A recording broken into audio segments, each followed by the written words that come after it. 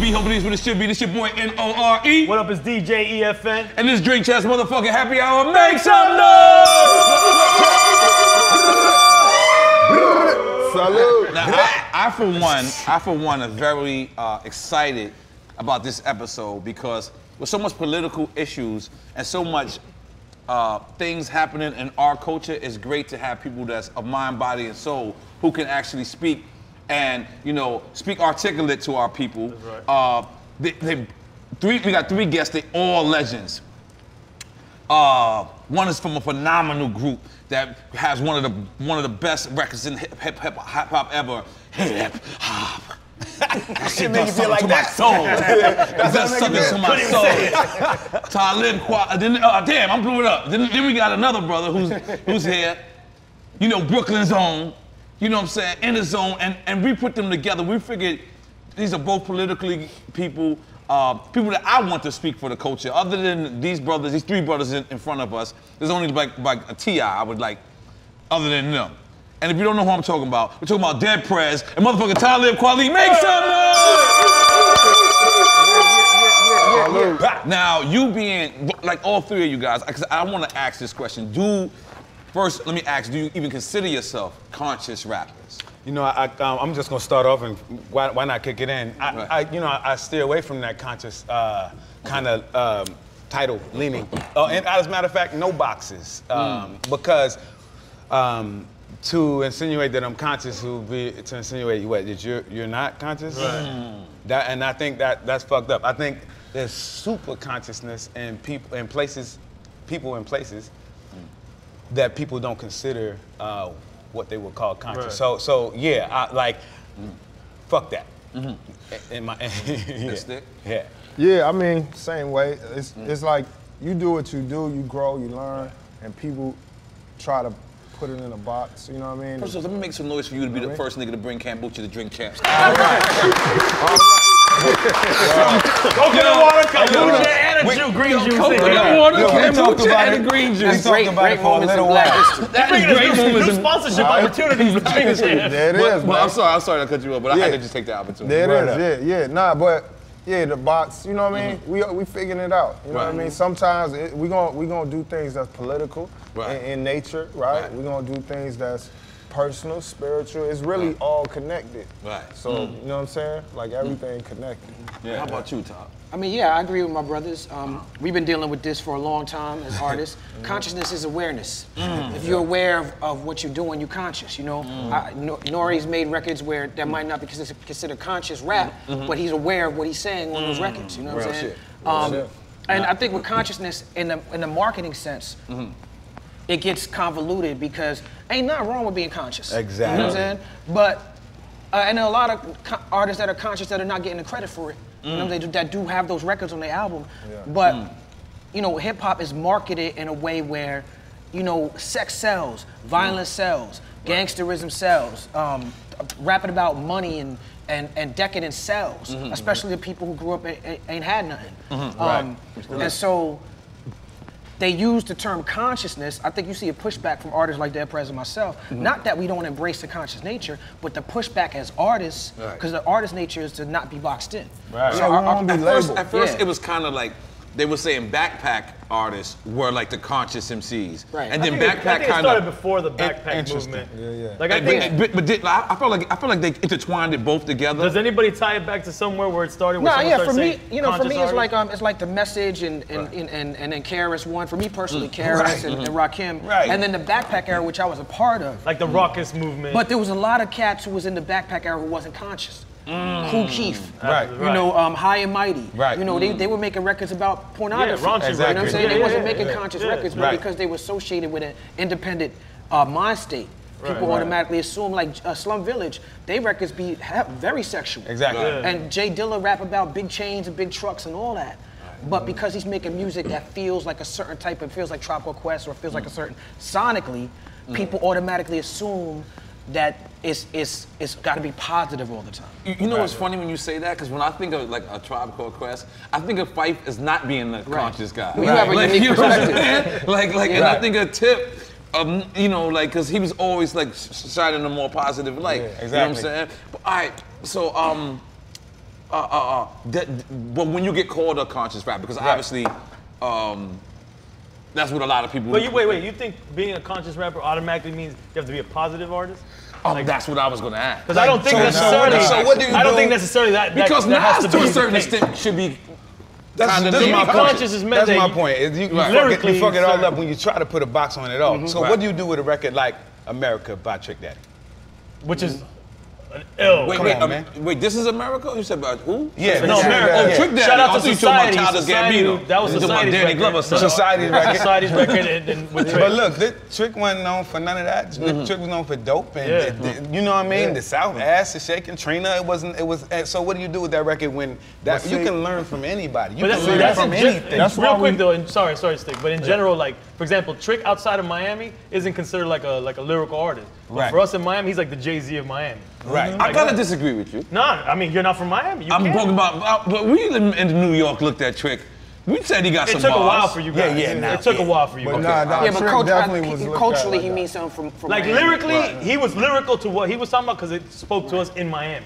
Right. And you guys met in Tallahassee? Yeah, we met in Florida. I was down here going to Florida A&M University, and this dude was. And y'all both originally from Florida or no? No. I'm from Florida. You from Florida? Wow. Brooklyn. Brooklyn, that's all I thought. Yeah. I thought y'all was both from Brooklyn. Yeah. When I Googled it, it fucked me up. I was like, they don't know. Don't say Dead Prez, a Brooklyn group. Yeah, well, because we cut our teeth in Brooklyn, really. Like when we decided that we were going to migrate from Tallahassee up north, and that's where we were going to stake our claim. I met them in Brooklyn. They used to come to my bookstore before any of us had a deal. Straight up. You know Now, how was it being on Loud? Like, you wasn't on the whack Loud. Like, you was on the, you know what I'm trying to say? Like, you know, there was the beginning Loud. Steve gonna be mad at you. There was the street team Loud, and there was Loud when they had Pun, Wu-Tang, Mobb Deep, y'all, you was a part of the Loud. Yeah, we came in when that was our vision from Florida. From Florida. That's what's exactly crazy. the vision. Wait, to be with Loud? Exactly the Loud vision. Records, and we was had no direct arrow, connect, straight. but we was like. That's why what Wu and Mob was like exactly the same vibe we was on, and we just made a choice like we gonna go to New York, and we see what it do, right? But when we got to New York, I think we had like $900 maybe that hustled up. Who'd y'all meet? Rich Isaacson first? No. We met Lord J. That's how we got connected. Yeah. But that was the label that we saw in Florida. Right. And we went through meeting we met Russell Simmons, like different people. A bunch of cats. Russell was like, y'all niggas too violent. You know what I mean? Violent? And shit at that time. He grow and we grow. He said, stop cursing so much. Yeah. Can you believe that shit? I can't. Yeah. That's crazy. So, that's up. But yeah, he man. signed DMX. Exactly. I was about to say the same shit. Right. I was about to say the same shit. Then he signed a Black Poet. He said, I want to have the poetry DMX. Wow. Yeah. But yeah, it was a beautiful time to be in that space. We grew from it a lot. We definitely knew what we wanted to do and where we wanted to be, but we didn't know how much it would change us to be around artists of that caliber and trying to make our music up to that standard. We were like, all right, we're gonna be here, we got something to say, but then we got involved in the process, and that really grew us up a lot as artists, really. Yeah. And was it getting different when Loud started to become corporate, or you guys started to get troubles before that? Because I remember me, and you know, we would like you to keep it 100. I remember me being on Def Jam, and then when we could smoke in the building.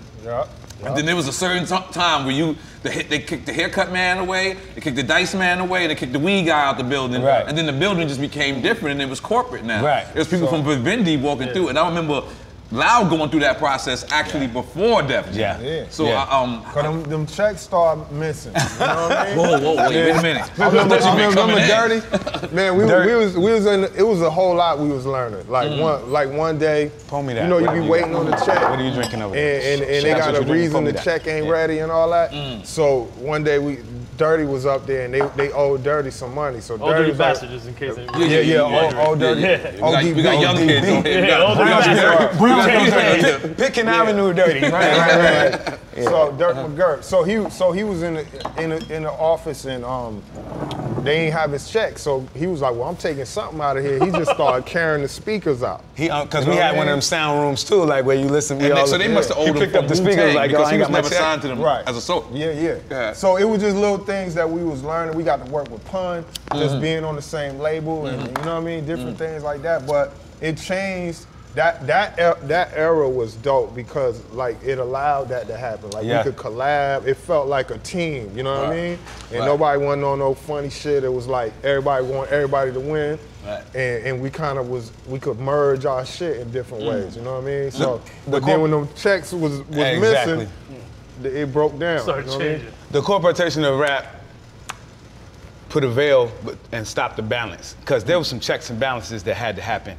Like you said, artists would run up in labels directly to the president's office, in Steve Ripken's office. Like, after that happened, you couldn't even do that. Yeah, I remember the security started being security mode. You couldn't even do that. Rockets too. Yeah. I was going there with you. Same shit, right? Yeah, so really, it started being bureaucracy instead of like hip hop. You know what I'm saying? Yeah. And Talib, because Rockets, to me, tell me correct me if I'm wrong, TDE kind of seems like the put together, if Raucus would have did the right thing. I think it's TDE may be like the Raucus, but from a street perspective. Like if Raucus and Death Raucus Row got it together. But I feel like exactly. I feel like Raucus and Death Row got together. Because I feel like, I feel like TDE might be more leaning towards like, smart music than, when I say, I don't want to call it conscious music. Kendrick to me he leans towards that side. I learned something when I listened to Kendrick. No, I know what you mean, but his backstory is official. Right. You know what I'm saying? Like, whereas Raucus, they You're talking about Top Dog. Yeah, all that. Raucus, I got a lot of love for Jared and Brian, but they didn't come from the culture. Right. They came from Brown University. They were outsiders of the culture. They loved it. They loved music. Okay, what's Brown University? Brown is where they met. Jared and Brian from Raucus. School they went to. School. Yeah. Goddamn. And That's me a lighter. Okay, yes, sir. Yeah, they came into it with a business plan, but being fans of the music. You know what I'm saying? And they had a vision. Their vision was they saw a hole in the marketplace for vinyl, and the independent, Shabam Sadiqs, the Sir Menelik's, the Black Stars, the Company Flow, stuff like that. That stuff was really bubbling. It had its own culture. Really, LP. Who's now we run the Jewels, really, he was kind of leading the charge on that. And I feel like they kind of piggybacked on LP's movement and helped it grow bigger. They brought bigger checks in. But I think that, they got caught up, like when Pharoah Monch's record dropped and Big Dog Pitbulls was on it, heavy, playing it on the radio. The mantra at Raucus went from independent as fuck to let's get these records on the radio. On the radio. You know what I'm saying? Yeah, they changed it. I remember that. Which was taboo? Was that taboo or? It was a problem like that. It wasn't the original business model. It wasn't. They were signing artists like they signed Last Emperor, but then I remember like they tried to make him go to the gym or something. You know what I'm saying? Like they signed. And he hated it. You remember that? He hated it. He did go to the gym. No, he got out of buff for a second. Yeah, Then they signed G-Rap, but he had a record with Jagged Edge. It was like this G-Rap Jagged Edge record, which on paper, I guess, makes sense if you're trying to create a radio hit. But that's not an honest way to make music. You know what I'm saying? So not in the real world. Nah. So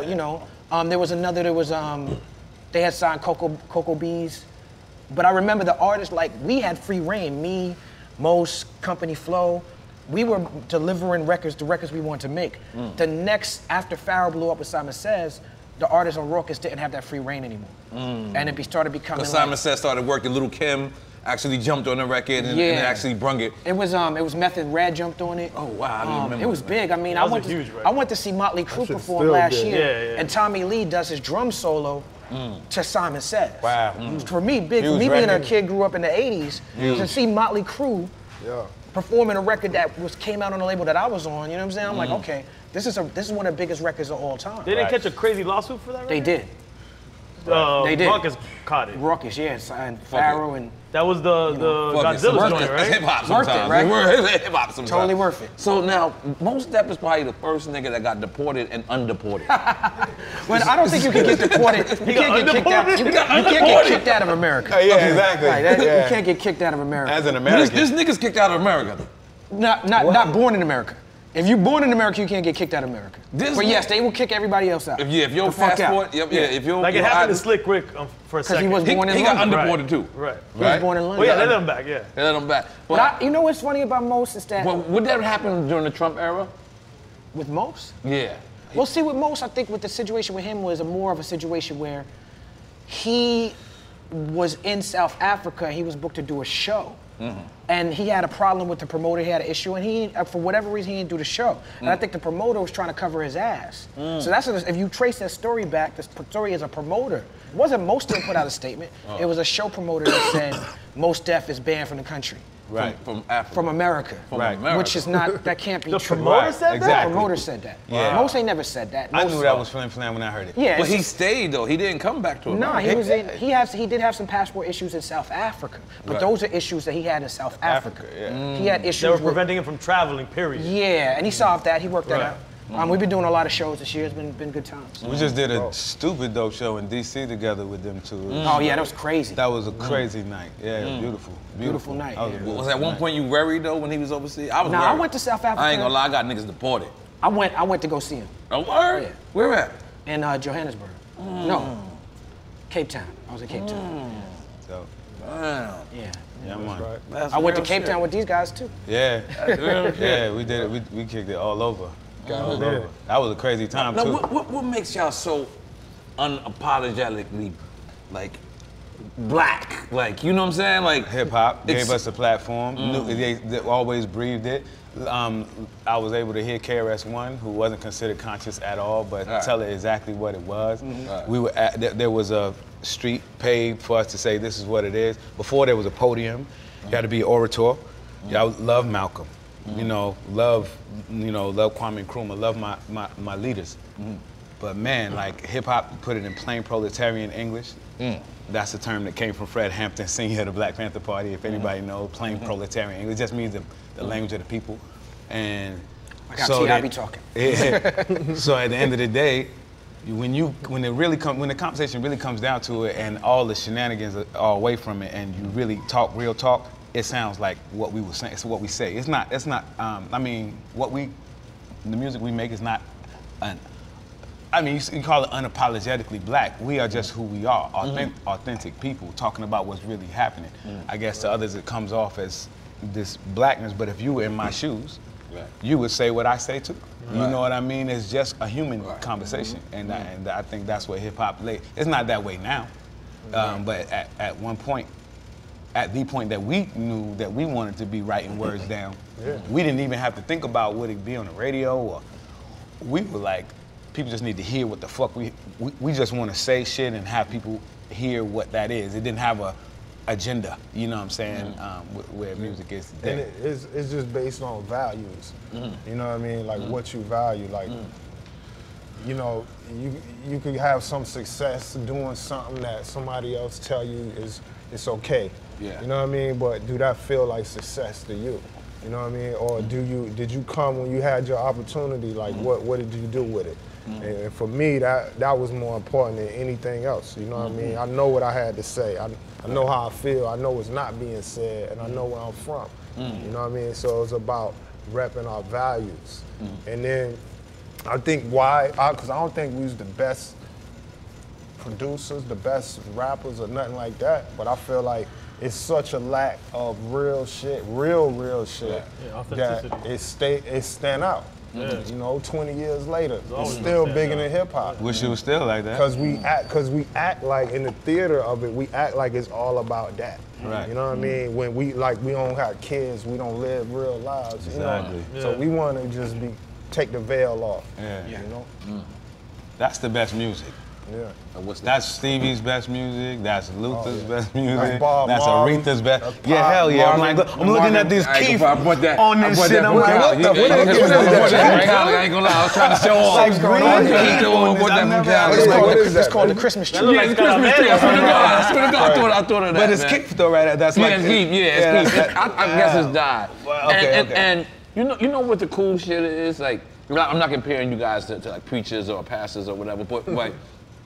That was the shit about like what scared people from church was the pastor preached holier than thou. So when you see a person that's being perfect, you don't want to go there. But when you see a person be regular, when you see a person that can catch some knowledge and still smoke a blunt with you, that shit is just always attractive. It's always easy to get the information across because it's like, all right, cool. No matter how old he is or how different we are in life, we can always connect with this. I just gotta add on, just as an MC, you know, I got what Stick was saying about, you know, he was being humble and saying we're not the best rappers and everything, but I just gotta say, as a student of MCing, no, I know he's being humble, yeah, like, and not, you know, with the production too. Like, Exactly. I know y'all making beats. Exactly. I know y'all but y'all making the hip hop beats. He produced that. Making music. He produced that. Stick did that. That's what I'm saying. Like, Stick did that. Like, I appreciate. Their job is to be humble. That's fine. Right. My job is to big my brother up. Exactly. And I gotta, you know what I'm saying? Like me personally, what Dead Prez meant for me as an artist, because we started our careers at the same time, and they kept me on my fucking toes. Like for real. Used to come to the crib and just make mixtapes. Yeah, make me just make mixtapes. Right. Yeah, man, they kept me on my toes. Like, and when you think about, there's a lot of great music that these brothers have put out, from mixtapes to albums. But when you think about the impact of Let's Get Free, and that what they would talk about, like students, they were studying. It was like a plan. It's like, okay, when you listen to those styles, and when you say you were studying Mobb Deep and Wu-Tang, Exactly. you could hear that on that record, right? Yeah. But it's very clear. But doing it their way. Direct. There's no biting. Plain. What you say, what the chairman said, like, you know, when you saying it, The wolves. like they were saying, these schools don't teach us shit. Right. You know what I'm saying? Like saying it, like be healthy is very direct, like planned out, pointed, programmed messages. Like the message is important. And everybody has agendas. You know what I'm saying? Like if somebody tell you I don't have no agenda, that's a liar. You know what I'm saying? Everybody has an agenda. But what is your agenda? Is your agenda compassion? Is it justice? Is it freedom? Is it you know, family? What's your agenda? And their agenda was so clear. Let's make some noise for that, goddamn. And we have to make, as a DJ, I feel like a complete asset. I didn't know that you produced that record. I'm such a fan of y'all and that record. That means we gotta make some noise for motherfuckers. Let's really do that. That's such a big record in hip hop, man. I think Sting is an unsung hero as a producer in general and as an ear. And I'm talking about untrained. When I met him, I have to say, I came to Tallahassee, Florida, trying to go to Florida A&M University. It ain't burning hard, but it's burning. Yeah, I know, it's it matched up. my suit though, it's good. I want to say, and yours, you should have burned that. He just started back burning. It's a secret. But look, I gotta say, I met him and his, like as coming from New York, I never really thought I would meet someone in Tallahassee, Florida, who had certain strong hip hop fundamentals that would move me in the way that I felt. Why you thought people in Florida didn't know I don't want to hip-hop? say that. You gotta. I don't want to say that. I don't want to say that. I'm not trying to say that. I'm from Brooklyn. That's what it was. I'm not trying to say that. Notorious B.I.G. said I'm killing MCs from Tallahassee to Compton. And so just for him to mention Tallahassee, I'm not trying to say that means now. I'm just saying I didn't expect it. I'm talking about a killer MC, like Rakim flows, like more than Rakim flows, like time and but when he took me to the studio and told me about how he saw music and how he heard music, it was like listening to Miles Davis talk to music. And I'm not blowing your head up, kid. I'm just telling you, it was cool. That's right. That's what Drink Champ said. Blow his head up. Because I, as a brother, we learn from each other, and we listen to the same records, and we man sharpen man, still sharpen steel. But he was doing things with that EPS Plus, which turned into the ASR 10, that made me say, Riz is not doing this. Nobody, niggas, Mobb Deep, Havoc, he heard Havoc, but he wasn't doing Havoc, he was doing Stick. And that's what made hip hop. That's what made Which was the last record on the album that we made from Let's Get Free, because they was like, y'all ain't got nothing for the radio. And we said, what y'all want? Y'all want some hair, ha, which was the hook that I said exactly like that, playing, making a joke, but it was his beat made in a closet on the EPS, and he just moved the shit like, to him it was a joke, but it came from years and years and years and years of trying. And making that, you don't see that kick, you know what make it that was? sound. From being from Florida, right? We used to hear the car driving by with the trunk. Like the DJ Magic Mike. You know what I mean? Yeah. Jam But it Pony. wasn't, at that time, that was like, oh. right? And it was like Florida culture more than anybody else, right? So that to me, it was like the last thing we had made Wolves, we had made Police State. Everything. We said what we want to say, right? And then everybody's like, we need a single. And like he said, it was more like, I started just thinking like when I was growing up, what was the most middle finger shit, you know what I mean? The sound wise, you know what I mean? And that's what I thought, like the obnoxious bass. You know what's crazy about you saying that? We made The Blast because the label was like, y'all don't have a single. Wow. And the whole thing was like, all right, well, I'm gonna just teach these niggas how to pronounce my name. But that record wasn't on that. We said what I had to say. I said what he had to say. We turned the record in like, this is the record. You know, and they was like, you need another one. Yeah, crazy. Yeah. I'm gonna tell you something. Is it true Lord Jamar discovered you? Yes, it's true. Wait, I want to move fast. I'm gonna give you another segue. Okay, cool. Through Sean C., who was working with artists who were working with Rockefeller Records, we met. Sean C. and Maddie. Sean C. Scott LV. Free, Matt. Gotta give a shout. That's Loud, correct? Yeah, Loud, A&Rs. They like, we got hip hop, but we wanna make a remix. So they went and got all these producers, and lo and behold, they brought Kanye. And so Kanye West came to the studio, and we made a remix of hip hop, which is on Let's Get Free as well. It's called Bigger Than Hip Hop. And he wrote the hook on it with us and all that. You know, grab your tits if you love Big Papa. What bang that is if you miss it. I miss it. I ain't heard that shit in a long time. But boom, I gotta say that like all these producers were moved by that sound. Right. Kanye, guess who else came? Juicy J, right? Made a remix for hip hop. We didn't use it. I wish I hope. When we went on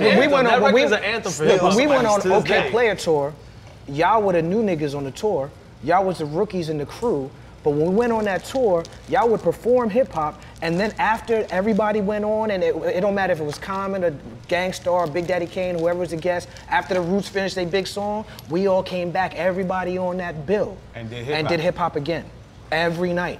And that's how Dave Chappelle got with us and said, yo, can I use that for the intro for the Chappelle show? On that exact tour. On that OK Backstage after them last, after that. Way too much. I ain't been this quiet in the episode. I ain't seen my brothers in a minute.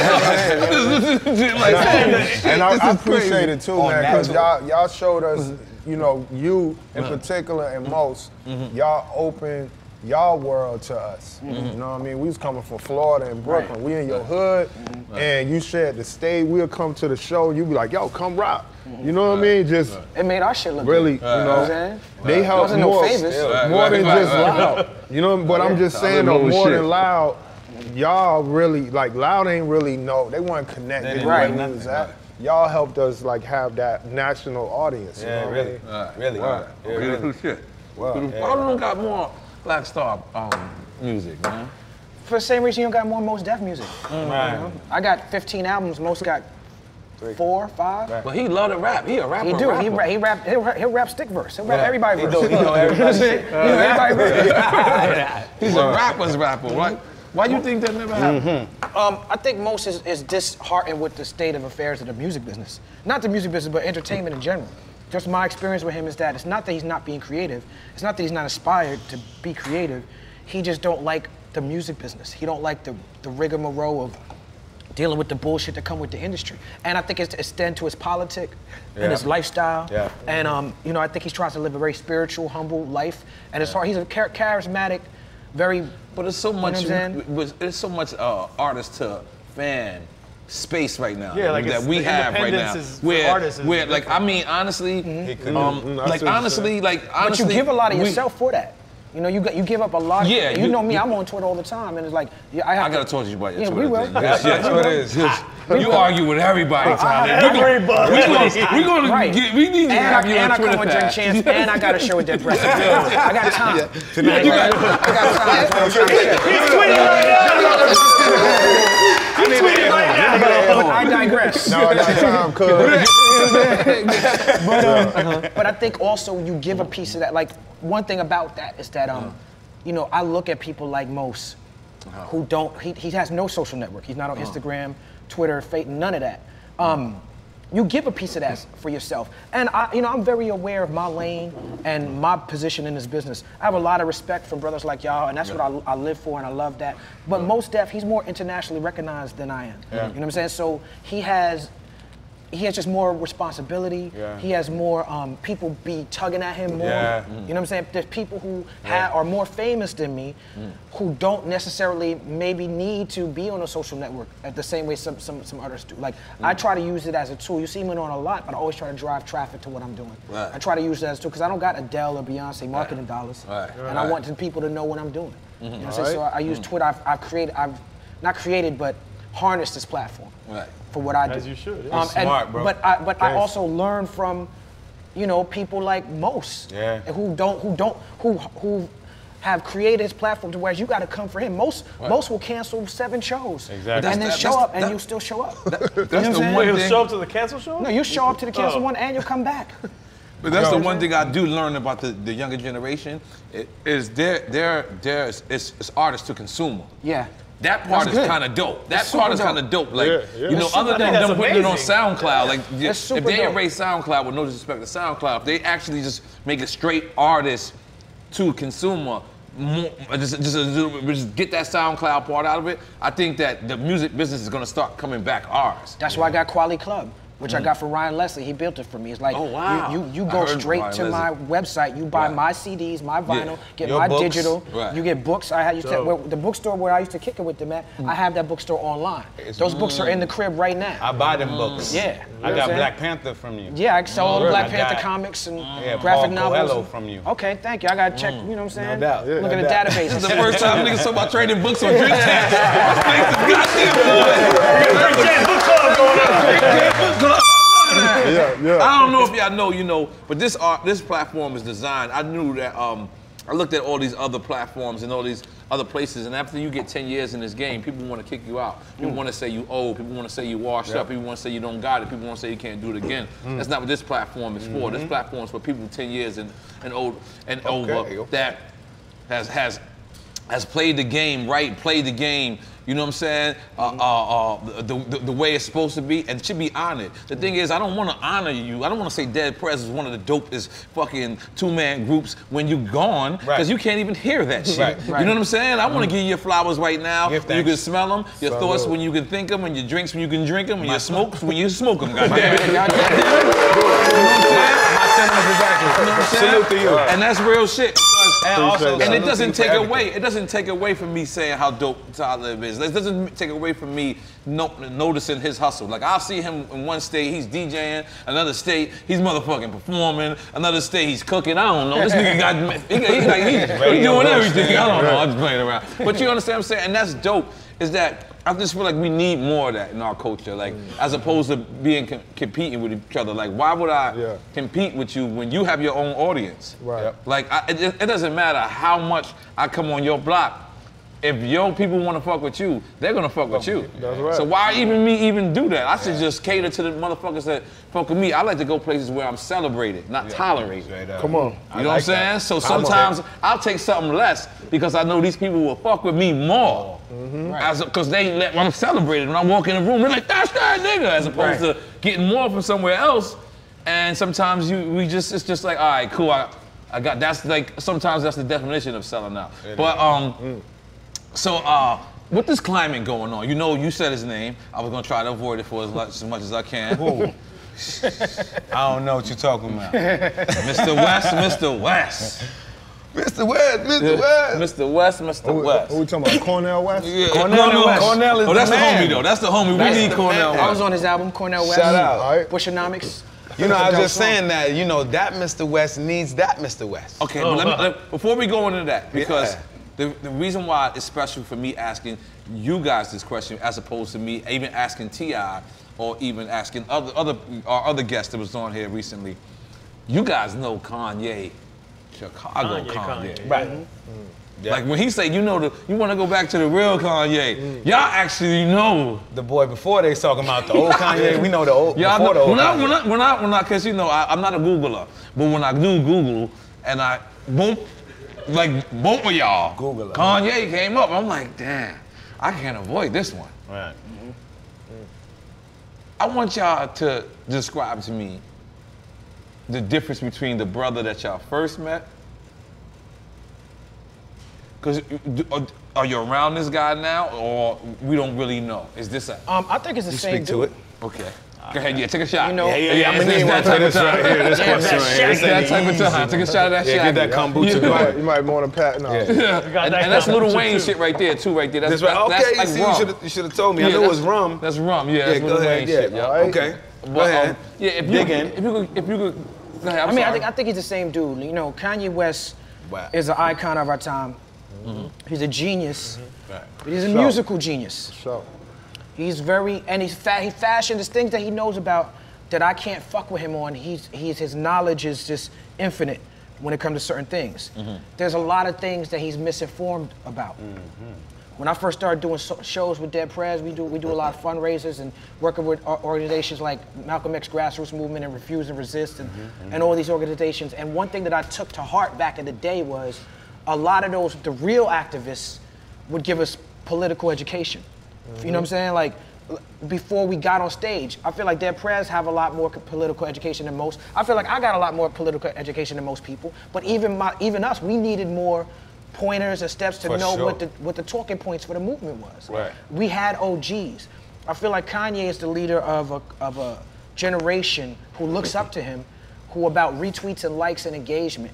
And there's no OG knowledge in there. There's no political education. But here's the problem, Talib, and I agree with you 100%, but he goes and caters to that audience. Right. See, I could agree with you. I swear to God, I 1,000,000% agree with you, but then he'll go, and I swear to God, as a brother, as a black man, as a fellow artist in hip hop, I reached out to John Monopoly, I'm saying names. I reached out to Steve Rifkin, I'm saying names. Who I actually see him around. And I'm like, I think it's time he sit down with me.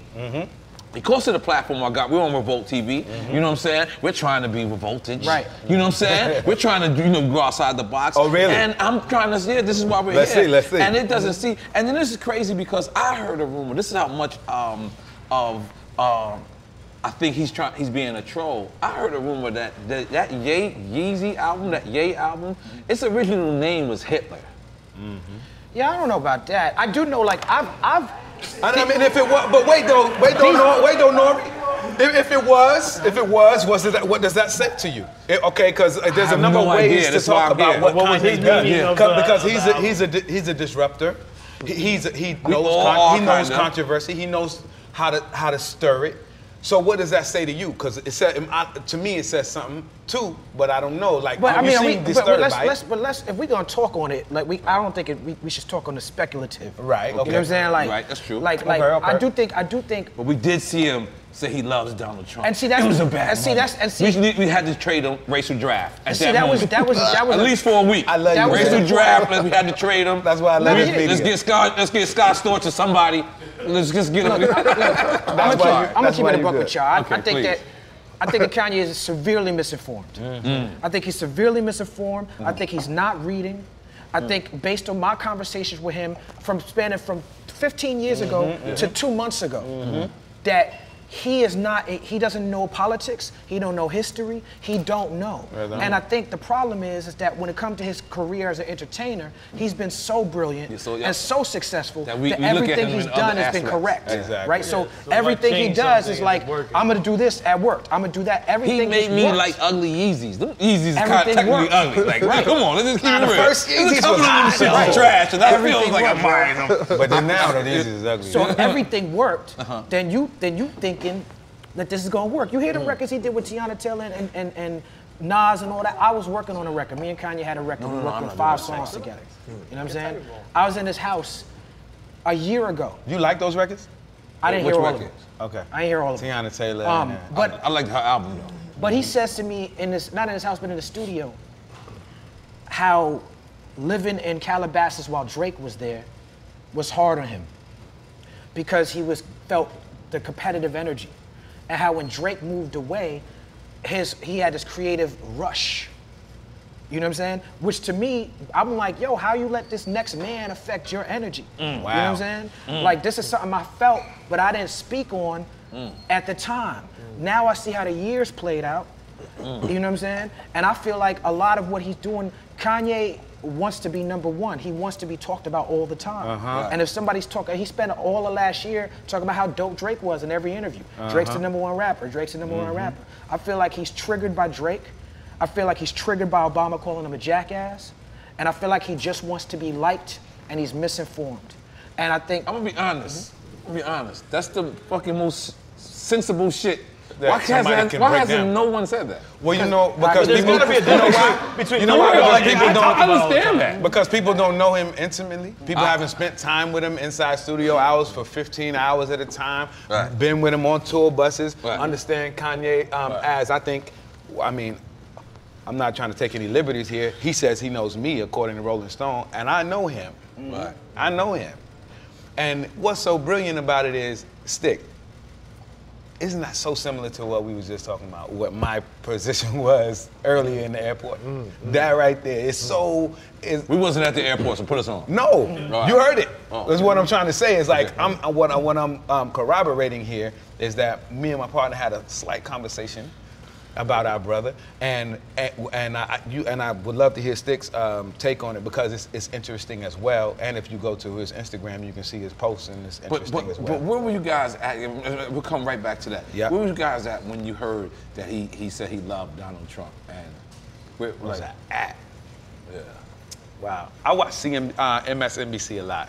I never used to like it before Trump.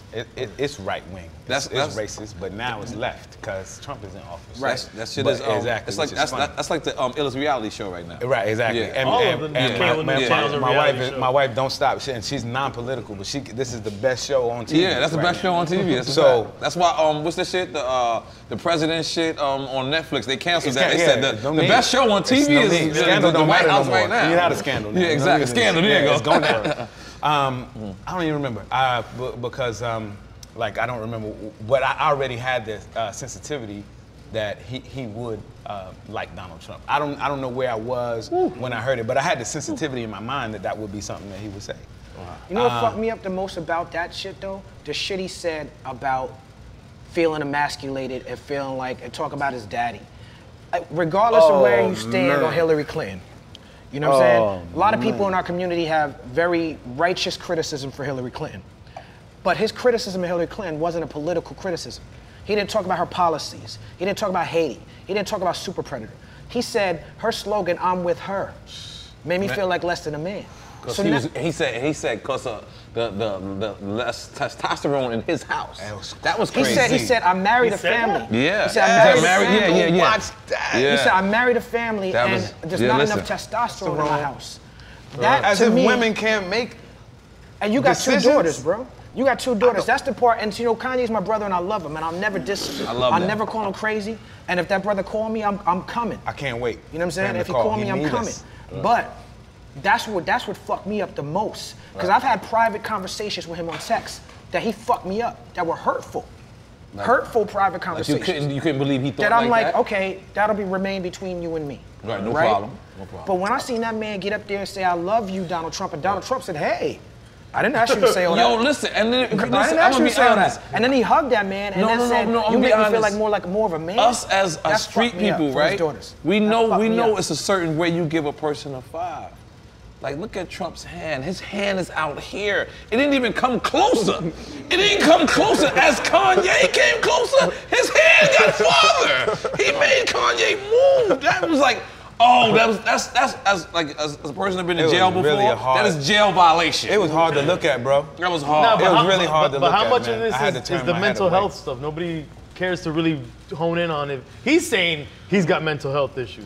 And that's my point. We can't hone in on that might be the situation. That was some of my point to my family is that I don't think we should judge this moment clearly because I don't think the man is clear. Right. He don't sound clear. Exactly. I don't think. Like even if he believed in what he's talking about, he don't sound cohesive. What if he is clear? He knows what he knows. But he's saying that he's on meds and he stopped taking it. He's saying he's not mentally. What if his goal is for us to do this right now? That's it. And so that's his ultimate goal. That's the point. And you're saying that's his mental clarity that we're doing this? Buy my new album while you talking about this shit. Exactly. Since you're talking about that. Yeah, exactly. But I'm just saying because there's nobody technically better to talk about this. And he arguably is the biggest thing in the game right now, especially what he's doing. And I've never seen a destruction like this. And don't get me wrong, when I say destruction, it's not like his paper may be affected. I don't think his paper is going to be affected. You're talking about his cultural currency. I agree. And we constantly, every single day, seeing videos of little black girls getting, you know, hit in the ribs. We're seeing black girls getting pulled. We're seeing black boys getting killed. We're seeing this, and in this day and time, we need, you know how we used to say, yo, you're not a celebrity, you don't have responsibilities to be a role model. We don't have a fucking choice anymore. Like, at the end of the day, we all raising children, and we're all raising children that can go to them same states and same stats that these people will go. We have to take responsibility. Yeah, we have to. I know mathematics. I was raised 5%. I was raised like that. But you know, as time progressed, I started to make club music and I started to cater to that. But I know the difference. I can no longer be that guy. Right. I have to change. It's just I can't afford. Although I'm more comfortable there, but I have to say what I fucking see. Yeah, that's real. You know what I'm saying? I have to. You know what I mean? It's just called growth. But I think with Ye, it's a lot of richness to that situation. You know what I mean? Because when you say richness, you mean wealth, or you mean no richness like it's just deeper. Yeah, like so you get a reaction from the masses of people, right? If Ye do this or Ye do that, right? It's like you could predict the reaction. Like when people say there's no bad promotion as long as it's promotion. Yeah, people say that. I hate that slogan. But what I mean is like, it's a lot of factors, you know, mixed in. So I don't feel like we really having a real conversation as far as the community around this. Because it's mental health. Yeah, that's real. That's real. Which has nothing to do with the other stuff. Politics. You know what I mean? In a certain way. Yeah. It's like if somebody is, I believe that 99% of the planet got mental health issues. I believe 99. You know what I mean? I believe like that for real. Yeah. We all have PTSD, including myself. Right. You know what I mean? I feel like as we growing and evolving, like the things the choices we make, the shit we pour our own poison, and we don't call that mental health issue. Give one to the bro. Give one to the bro. Okay. You go, yeah. No, I'm good. Okay, just in case, I'll have it around. Okay. Just in case. I'll take another. You know, that's one thing, right? So then, if Kanye is really dealing with mental health issues, the way people in the community is treating him, right? If they really believe he got a mental health issue, it's terrible. It's not fair. You know what I'm saying? So that's one thing. Second thing is Kanye is an artist with a platform. He chooses songs he want to make. He chooses the position he want to take. And when you like what he's saying, he the man. But when he feel like he sees something different, then this is the worst coon ever. You know what I mean? And to me, that's more fickle on the community, right? But then the other layer though. Yeah. Is you got Donald Trump and what he represent, you know what I mean? And then this like alignment that's not really clear where it's coming from and where it's going. So when you mix all that together and people think like sheep, they gonna automatically assume whatever they wanna assume, but they don't know Kanye, they don't know Kanye agenda, they don't know Kanye mental health. Everybody just talking and exploiting that condition for their own benefits, you know what I mean? So you think that's why Chappelle went to Africa that time, and then now all of a sudden Kanye?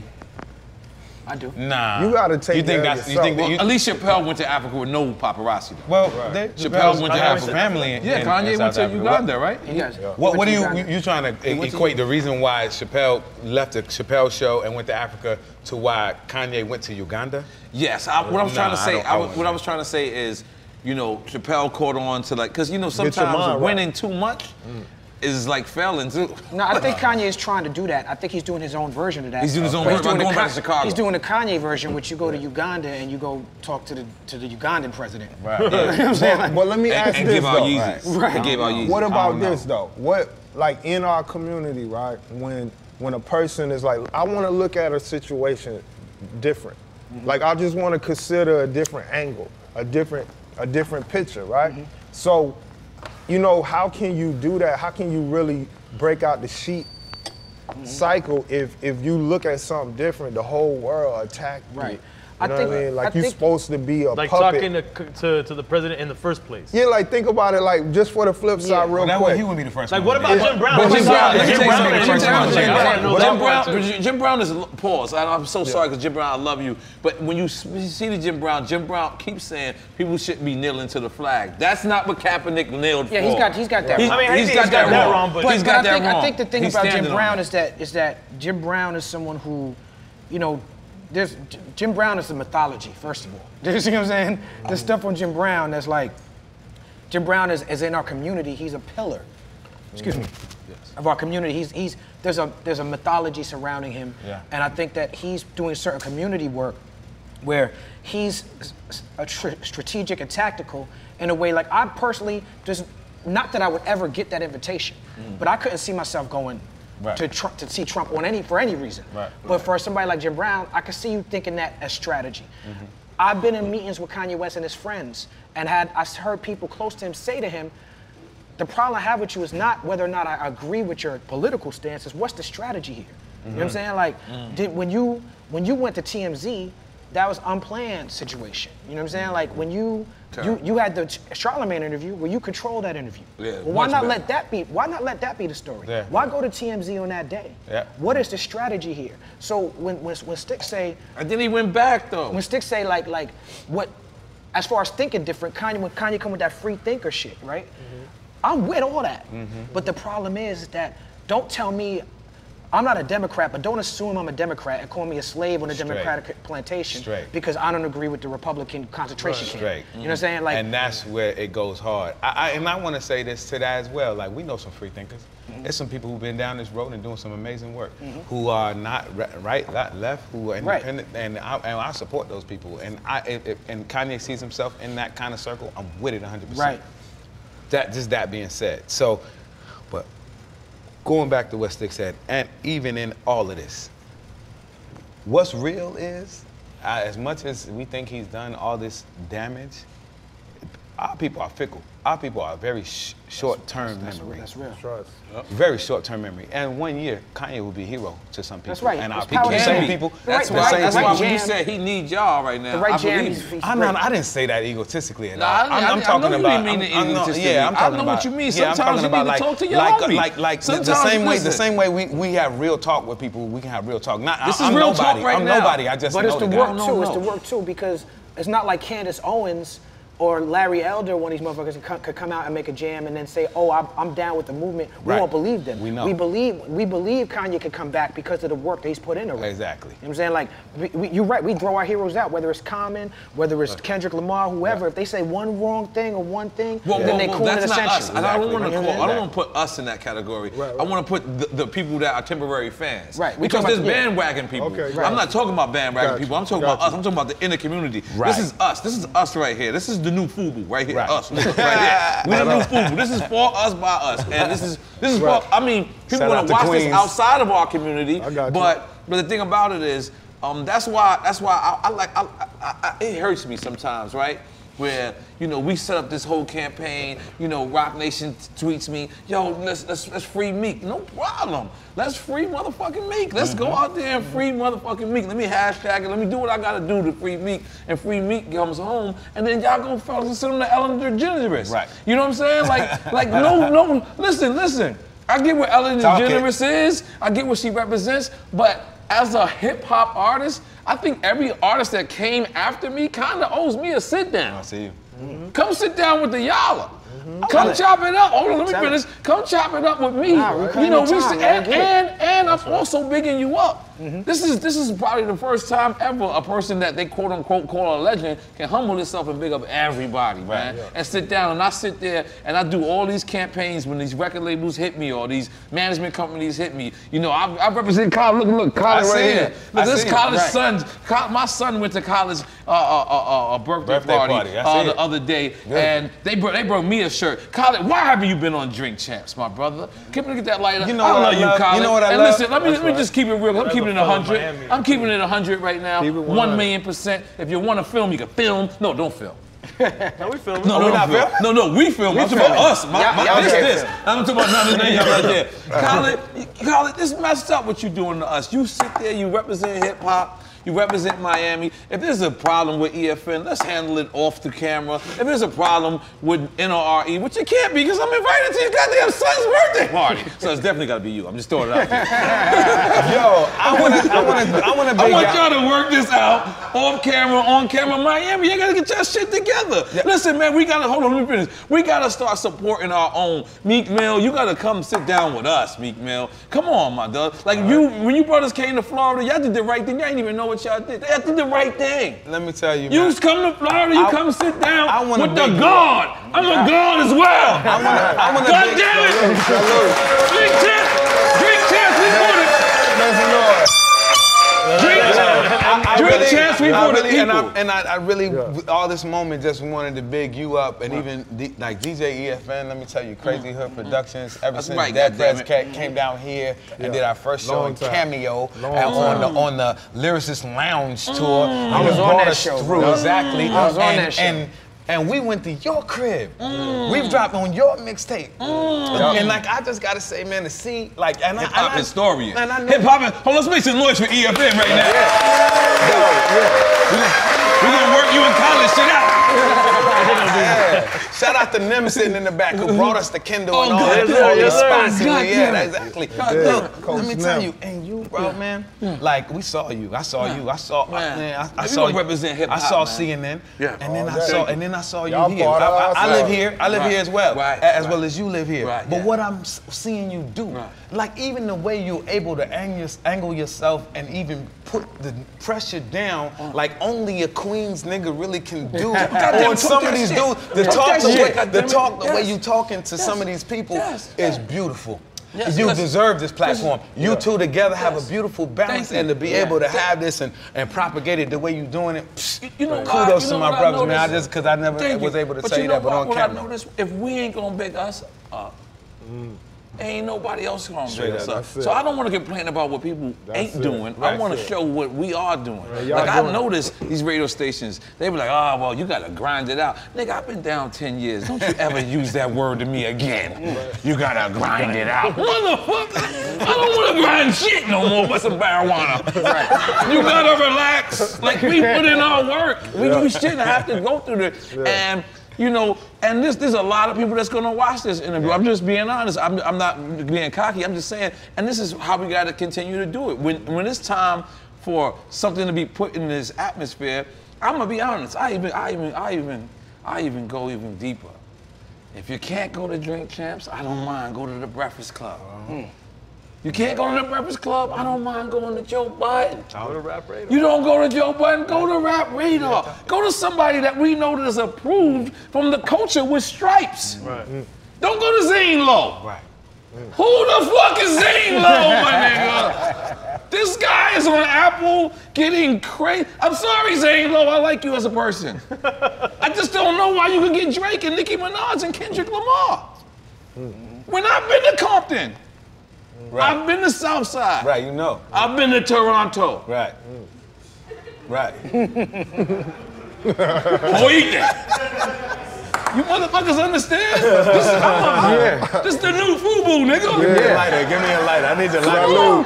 Let me get another lighter here. Take this lighter. I'm sorry, I'm on fire. Y'all got me on fire today. I ain't gonna lie. Y'all bringing it out of me. It's y'all niggas. Y'all bringing it out of me. Y'all bringing it out of me. No, but for real, that's when I started to notice that sometimes our culture, we love to be abused. Artists, I don't know if it's artists or our people. We love to be abused. I see artists who will see a publication diss them, and then that artist go back and fuck with that publication. I've seen this multiple times. Like we watched it with Kanye, but Kanye's not the only one. When that TMZ thing, and then you know, why do you think that it is like? Where people just, I think we don't support each other. We believe the dream. I think, you know, I think our idea of success is whiteness. So our idea of success is not Drink Champs, but TMZ. Right. Our idea of success is, you know, not Zane Lowe. You know, Zane Lowe. I did a Zane Lowe interview. It was great. I know. It wasn't like my Drink Champs interview. It wasn't touching my Drink Champs. But you know, even with with our good brother Ye, I think his idea of success is, you know, I got the polo shit on. Polo. Ralph Lauren is his hero. Elon Musk is his hero. Henry Ford is his hero. He want to be like Donald Trump. His idea of success is, like he said in his records, I'm gonna climb to the top of the Empire State Building. I'm King Kong, nigga. I'm gonna marry, I'm gonna fuck the white bitch. Right. And I'm gonna fucking get all the white man shit. Exactly. Who said that? You know, I'm just paraphrasing. Oh, okay. You know what I'm saying? I want to say that was hard. When I brought Kanye out on my tour, right? On tour with Common, he had a bar, and this we talks about Hold on, people. time out. You lost on us. He brought Kanye on tour. Yeah, Listen, notice how he put that. Man. No, he said it on the album. No, you gotta get your props. And Kanye brought me on tour years later. You gotta get your props though first. Yo, But you let's did it Kweli, first. man. Let's Kweli, give man. him I'm on fire today. I'm sorry. But this is what he said. Quality for the coach. No, this is what he said. He had a bar that was like, he said, you know how I know I ain't about shit? Because he said, I got a white girl, a white watch, a white girl to match my outfit or some shit was the bar, right? And my audience booed him every night. Right. You can't say that. Every night. The Kweli audience didn't want to hear that. We're not with it. You know what I'm saying? And you know, but he said that to me recently. He said that to me a couple months ago. He said, I feel like the whole world is Kweli audience. You know what I'm saying? I said, my audience is right. Exactly. Basically, my audience know what the fuck. My audience made you better. You're outstanding now. You're standing out. Yeah, Word, it's man. great. Time gonna tell though, man. I really feel like sometimes people are moved to do things that we don't even know where it's coming from. Right. You know what I mean? So we ready to judge shit, but time gonna reveal. You know what I mean? And, you know. Well, time has taught us the brother come around all the time. Well, what do they say? They say that people love the come up, the fall down, and the come back. Right? They say that's a VH1 movie right there. Yeah. I say I'm gonna name my album that. That's the drama. I'm no judge, man. I want to say I'm no judge. And none of us are. And in the final analysis of this conversation, even as it relates to Kanye West, which has threaded somehow into a part of it. No, it has to be. I'm no judge. No, neither am no I. judge of And that, this is out of love, right? It's revolution. This is out of love. For real. And even like we talking about what level of it takes to be successful and how we see success on a certain level, like even as us as quote unquote people who are thought-minded, you know, intentional, revolution-minded. Look, we trying to usurp the throne. We see.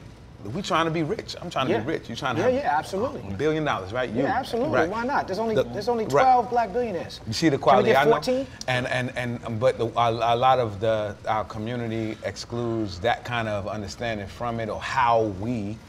But you're not saying that excuses Kanye's behavior. I'm not. No. To make money. All right. I just want to. We got a dumb audience. I want to make sure. We got a lot I don't of dumb say niggas. exactly that either. Okay, but I want to say you was going down a crazy path. I had to warn you. I had to warn you how you just sounded word. Because our audience would have been like. I'm really just understanding that like it's going to take extraordinary circumstances to arrive at the conclusion that we want to be at. Like I want to be free. I want to be have liberation. A lot of people say I'm already free. Right. Some people say, oh, money is freedom. Some people say, oh, well, did you vote? Some people say this. My point is we have to come to some commonality about it, and it ain't easy. And I got daughters, 5 of them, and I'm thinking to the future. How long will it take for us to arrive at a place where I can really feel like this place is safe? We got to do something incredible. We can't just think regular, you know. So, like, in real talk, like, and so we have to include all of this in the conversation. Drink Champs, Zane Lowe, Donald Trump, and Shorty dealing crack, all in the equation. That's just what it is. Real quick, as someone, as an outsider, in the sense that you guys all know Kanye. I've only dealt with him a couple times as a DJ. And as a fan of Kanye. We're all fans. But I'm saying, as a fan, I'm saying this, that's the precursor to what I'm about to say. There gets to a point where there's damage that's being created by what he's doing. Yeah, I think that's why we have to speak on it. And that's what's starting to become scary.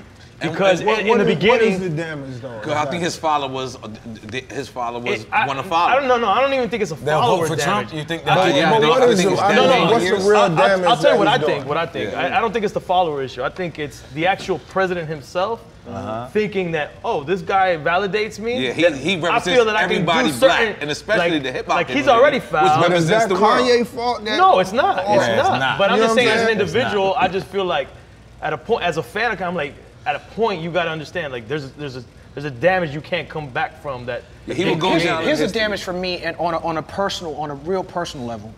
I think the damage, just me coming from, and I'm very privileged to have grown up with educators. Yeah. And I recognize that as a privilege. It's a privilege that most people don't have. God bless. The misinformation, the misdirection to me is very damaging.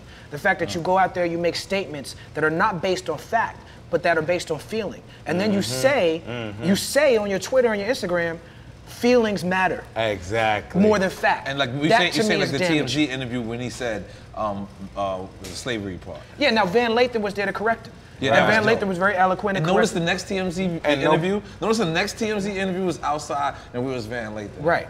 Nowhere to be found. But when Kanye this apologized, is why I was calling, knowing I got the word, knowing you're going to TMZ. Don't do it. When Kanye apologized to Van Lathan, when he apologized to Van Lathan, that to me was the real Kanye. That was also dope. You know what I'm saying? Like I'm like, okay, sorry, that's the moment. You, brother. Yeah, because that's the real shit. But like when Kanye bigs up somebody like Candace Owens.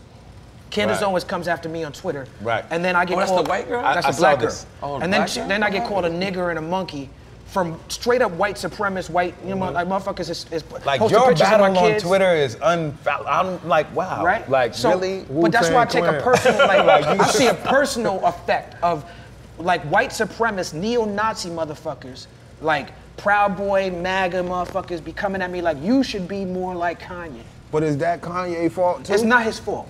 It's not, because they gonna be like that. They gonna find somebody else. It's gonna be somebody else. That's what I'm saying. A lot of Kanye catch the slack for all this shit. But the reason why his fault. It's not his fault. But the reason why I have to give him some responsibility he's not for guilty. it is because he is a grown man. And he's making choices. He's making choices to align himself with people who are dead set on harming people of color. You're making a choice to align yourself with the people, and you're making your choice is not an intentional choice. But as we know, when it comes to oppression, it's not about intent. It's about results. You can have the best intentions in the world. The road to fucking hell is paved with the great intentions. I think Kanye's intention is, I don't want y'all to see me what the stereotypical image of a black man is. I'm free. I'm not your idea of what a black man is. Let me put on this MAGA hat. Let me show you how much I'm not your idea but of what a black man is. he did that with the flag. The Confederate flag. Confederate flag. So he was trying this early. He's been consistent with this theory. Andre 3000 did that. We love Andre. Andre had on the Confederate flag. Andre did that. He wore the Confederate belt. Because people think outside of the box. But I'd be willing to bet, and I'm just a guess, I'd be willing to bet that if you ask Andre 3000 today about why he wore that Confederate belt, which he did 20 years ago, he would change his tune. Ludacris, when he was on the awards, he wore the whole Confederate suit. And then he pulled it off, he had the red, black, and green shit under. I think it's because their idea, with Little John and them, had the Confederate flag burning on the cover. 8-Ball and MJG had the flag burning on the cover. I think they did that after Andre wore that, because I think the New South idea is that we from the South, but we ain't with that. And you know, you could speak to it more than, because you from Florida. You know what I'm saying? Like, if he speaks to it, you don't want to hear. That ain't got nothing to do with none of them. When I met him, that was like, come on, man, down deep South. My like, pops didn't allow me to watch South. Dukes of Hazzard, my nigga. Like, I couldn't watch that at the crib. And I used to go to my friend's house to sneak to watch it. I had to sneak to watch it. It was the General Lee. General Lee. But that's what I'm saying. The fact, even we talk about the flag for a second, right? Everybody get so hype about the Confederate flag, right? But the Confederate flag ain't got shit on the U.S. flag. It's the same flag. The U.S. flag is more responsible for slavery and all types of shit to this still day. They stomped the Confederate flag out. Then the Confederate flag. They stomped them out. Like, I mean, they all the same. I ain't trying to say, let's go hang up the Confederate flag, but I'm just saying the U.S. flag is no better. Right. You know what I mean? It's no better than the Confederate flag. It's hypocrisy. You know what I'm saying? At least the Confederate flag will tell you, I think you need to be a slave. Right. At least they'll tell you. The U.S. will say everybody free, but then in reality, it's the okie doke. Yeah. So, you know what I mean? We gonna say, you know, oh, the Confederate flag, like that's the one. It's like all these flags. Right. Yeah, I'm with you 100%. You're right. But I just gotta say, and now in this conversation with the viewing American public, we're ready for a shot, Tiger Bone. It's gonna be like, fuck that. Like America first, like Americans love America. And that's the other shit. Americans love America. I don't mean to keep bringing back to Kanye, but that's the other shit that disappointed me. When he get on that America first shit, that to me is worse than, like, that's not it, bro. Yeah, believe me. That ain't it. Wait. But there's a comfortable amount of Kanye says we need to manufacture in America. We have to put America first, that nationalist shit. Like, he be on that shit now. That's his new shit. But you know, the thing he's like making his Yeezys in Calabasas right now. And now he's switching a factory to that's Chicago. why them shits cost $100,000. But my point is that at the end of the day, what really, like, you know, I just think there is a limited view, as a bubble that we see as America. Like, it's privileged as fuck. Anybody who ever gets out of here is gonna understand it. Yeah. Anybody. And it's mad ignorant, yo. Yes, ignorant as fuck. My Lyft driver to the airport when we started this tour, we was talking about the hurricane and all that, and we ended up talking about Puerto Rico and the shit going on down there. And we went down there not too long ago, seeing what was going on. I was telling him a little bit like they not getting the aid that they need and things like that. And this was a brother, right? And it just, no disrespect to him, but just the ignorance. He was like, he said, Puerto Rico, yeah, they part of us, but not really. They just take. And this the mentality that, otherwise he was a cool dude and we was having this conversation, but that's he brainwashed. He has no idea. No, and so the whole nation is on that. Puerto Ricans are slaves too. A lot of people don't even know Puerto Rico is a part of the U.S. Yes. Exactly, man. Too. That's what the La Pella is. Like La Pella, that projects right there. That's where they was fighting off. You know what I mean? And then if you look at where they goes from Louisa, that's them niggas darker than me. I spent a lot of time down there. I think I see my man Thurston Howell in the back. Yeah, Thurston Howell, goddamn, motherfucker, make some noise, Thurston Howell. And my man Nico is back there. We filmed a video. They had a song called Oh Hector. We went to La Perla. We filmed a video there. So I'm gonna send that to you. We about to have Nico on the show right now. That's where I be at when I be in PR. But look, though, that's the thing. So we could talk about Trump. We could talk about celebrities. You know, they get followers and likes and clicks. But the people, right? The people that's lacking that real growth. That real being woke. You know what I mean? That's the issue. None of these celebrities and politicians would matter if the people had sense as a whole. Exactly. If we was putting in the work to understand what's going on in our lives, then all of this shit would be small.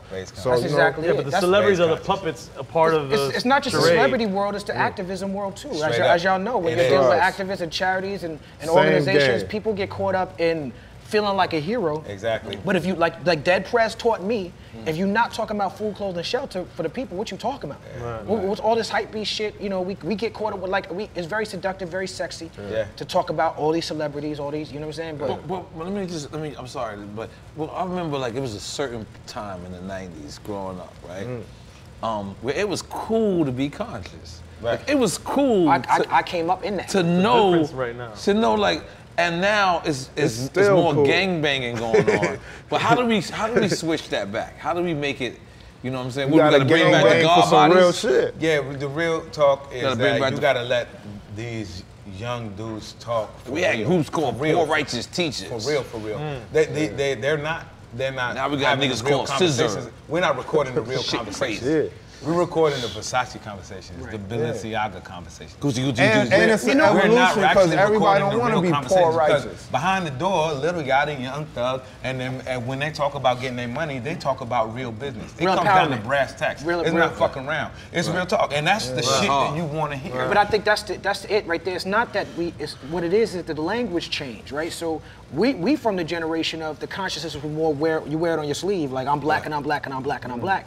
What I see with a newer generation is it's not so much wearing on your sleeve, but it's about, well, who am I as an individual? It's not so much relating to this social construct of race, you know what I'm saying? But it's more relating to community. You know what I'm saying? Which I think that's a powerful move. What was your culture? But how about like even like right now, like Dapper Dan, Gucci finally hire someone black. So we're going out there, we're buying Gucci at a high time rate. But one, Dap is not getting all that money because he's not designing everything. It's his brand. But most of us don't know that. Facts. Most of us don't know that. Most of us is going out buying Gucci because we like, they hired that. Right. And the same thing Shout with out Virgil. to Virgil. Same thing with Virgil. You knew I was going. And like Nike with Cap. And I was going, that was my last one. And then like you got even the old lady, I forgot her name, I don't mean to call her old lady. Got the beautiful black lady that came to the award show and she wore Nike. I saw that. And it was not Kaepernick's particular, it wasn't his shit. But she didn't, she was just unaware. She was like, I'm wearing Nike for, and it's like, cool, we understand that, but if you're gonna support it, support his stock in Nike. And ain't the president, you know what I'm saying? But the president of Nike is a Trump supporter. And he donated and he's to still in the NFL as well. And he still donates to the NFL as well. Nike own mad prisons. Keep following the money, man. You're gonna see. Bottom line. You didn't know Nike own prisons? Yeah, hold on. Okay, I like Nike is connected and has invested in mad prisons in America and more in California. Like, and so I mean, prisons has for a long time. The prison industrial complex has been a crazy, profitable investment for many people. Like, so, like, without conscience, a lot of people have become rich from niggas in prisons. Y'all knew that. Yeah. Now, I went Nike. I performed in Valley State Prison last week with Common. Who hired Kaepernick? So, but I feel like we gotta get out of the box. That's why for us, revolutionary but gangster was what made sense to us because you want to change things. Pick up my son. What's his shit is? My son's General. Gangster, but gangster, but woke. My son doing the work. And the other one, sell out. I won't sell. What's the new one? Sold not for sale. Yes, sold not for sale. I like them. I like them. But the thing is balance. This is life. If you be on one extreme, right, you're gonna be imbalanced. So it was a time in hip hop culture where it was all about the art, all about the culture. And we pride ourselves on that. We mastered our crafts and we made that work in the world, right? But we weren't on top of the business, right? So then the flip side, brothers started getting hip to, all right, business, own the masters, whoop-de-whoop. We were teaching each other through the culture, right? And then we started focusing on that and without focusing on the culture though, right? So then it was all about the money, and we still playing like yin yang instead of the woke folks getting the money. You know what I mean? And or the rich folks getting some consciousness, right? Because you need both. You gotta have some sense and some values.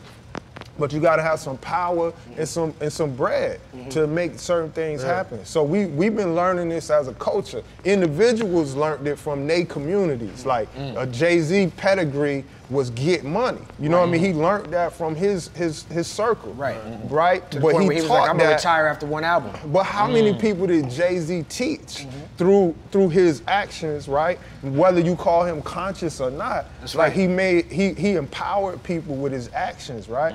And then how many people done dropped all of, the weight of the planet Earth and how far it is from the sun with no business, with nothing in place. That's right. Not taking care of their kids, you know what I mean? So it's not about what you say on the mic, and it's not about how much you got in the bank account, right? Why are you in the position you in and what are you doing with it? That's that's revolutionary but gangster. Absolutely. You know what I mean? Control your shit, you know? Absolutely. Yeah, straight up. Straight up. Damn it. That was hard. Let's make some noise for that. I'm telling you, Dead Prez was on this 20 years ago, bro. Bust me that lighter and give thanks. You was too. And a lot of us really was. Like I said, this conversation is... If you in capitalism, like this is the analogy. If you live in capitalism, imagine that's an ocean, a polluted ocean. It's everything filthy you can imagine in this water, right? That's capitalism, right? But you in the middle of the motherfucking ocean, right? So, and getting money, right, is swimming in capitalism, right? So you could hate the ocean, it could be poison, it could be all that, but if you in the middle of the ocean, you gotta be swimming or you gotta be on a boat. Or you fucked up. Or drowning. So you have to figure out how to float and how to get towards some land, something solid in the meantime. So we can't ignore the system that we live in, you know what I mean? We can't ignore that. Like some niggas that's with Kaepernick, but they still want to watch football. And they feel like they're not violating. Right. I love football. You love football? I like football. Did you watch football?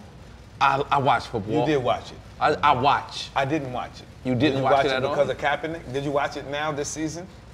I haven't got a chance to, but Good, if tomorrow will be my first lesson. Do you think people have stopped watching it because of Kaepernick? I can't tell you people because. I don't think so. Do you think so? I don't watch too much sports, but I can't imagine that somebody who watches football would stop watching. Some people I think it's some, but I want to. Rihanna just turned down I love the Super Bowl. Rihanna for that. Let me get That's that beautiful. Yeah, big up, make some noise for Rihanna. Yeah. I think Rihanna's Super Bowl don't pay you anyway. But I think Rihanna's exception. You don't get no check for performing in the Super Bowl. Yeah. I don't know if you know that. They pay for production and they pay for like your travel and all that. Your record goes number one. And your record goes. Cardi B, I heard she turned it down too. I heard Cardi B turned it down too. It's I making think noise they- for Cardi I B think too. I think they understand their platform, which is why they are who they are. The sisters always. They understand their platform. They understand the power of their platform. Yeah, black girls rock. I don't watch sports that often, but I think that's a personal choice. You know, because like I can't imagine. I don't know. Y'all can tell me. I can't imagine somebody who's been watching football every year of their life, but who also is woke, Right. and also agrees with Kaepernick's position. Right. Just saying, nah, I I'm can't. not gonna watch it. But you might as well turn the whole TV off. Right. And don't look at nothing because everybody dirty in the game. Okay, if that's cool, and I get it, right? I mean, for real, But my for real. point is, I support Colin Kaepernick. Me Like, too. I know him. Me too. I like that guy. Me too. You know, and I understand And where we he all comes from. we all agree with that. So then, if that's not gonna work, 'cause I'm not saying it's not gonna work. I'm just trying to say that ain't stopping people from watching fucking NFL. No. Right. No. Or any of that shit. Right. So then, what works? Because I think what he's on. What is he's dope. doing works. Yeah, but then how do we? Yeah, I think it's how do bigger we- than the- how I think do- it's how bigger do than we- the NFL How do for we him. plug that into something that works? If that's But the not thing working, about it, but the thing he's about it, demonstrating the thing about it is, it was publicly known when Chris Style didn't fuck with us. And we actually made a difference and said, fuck it. Now, there was still a couple of when we knuckleheads. gonna do that? That's what I'm saying. I Is ain't that gonna lie, when- this when is did we- this is not Chris Style. What's the difference between Chris Everyone Style and didn't the have NFL? everyone didn't have access to Chris Style because it was That's our weakness. expensive. Good point. NFL is free. Good point. NFL is free. You know what I'm saying? yeah. Like Chris And I'm just Style saying- was that's a advertising money. was a luxury. Advertising money. It was a luxury. Look at it. So Look at niggas it. who had luxury, niggas was like, fuck Chris Style anyway. Right, They right. couldn't afford it anyway. Right. But look at it like this. And you know, fuck Chris the Style. Fuck Chris Style. NFL Niggas never had no bottle of Chris Niggas Style. drinking nigga. Miller High Life You know at what the I'm saying? crib. Yeah, yeah. Right. But now the but nigga if- that get NFL for free, Right. now that's his biggest. So on the other end, But I think it's wanna- like the Ali effect. I don't think they were able to see it when Ali was doing it. I don't Muhammad think. Ali. I mean, yeah, when Ali was out there, you know, with the war, with anti-war shit, when the Nation of Islam shit. I don't think they saw it at the time. Yeah, he was hated, despised by Yeah, and I think they were certain saying he people. would never work again, and I think that the impact he's bigger than boxing. You know, I think Kaepernick is on his way to something like that. So then It's shout out a to Dikembe symbolism. Mutombo, Right. and shout out to all those brothers, all the athletes or athletes who do take them sacrifices, because there's so many who have gone down that road. Right. As Dikembe Ali, Mutombo, what he did? Megan Rapinoe, these people who have gone against the grain and made the NBA say, no, you can't come here no more. And I know that. What did? I thought he just did no. That's it. I thought he did political. Where was that? These are people who took all. But why the people that lose are the ones that we big up, and then like Colin Cap, right? Yeah, he was a about to man of lose. integrity. Yes. Like we all can Yeah. unite on that, right? Yeah. But people mad because he got a check from Nike, right?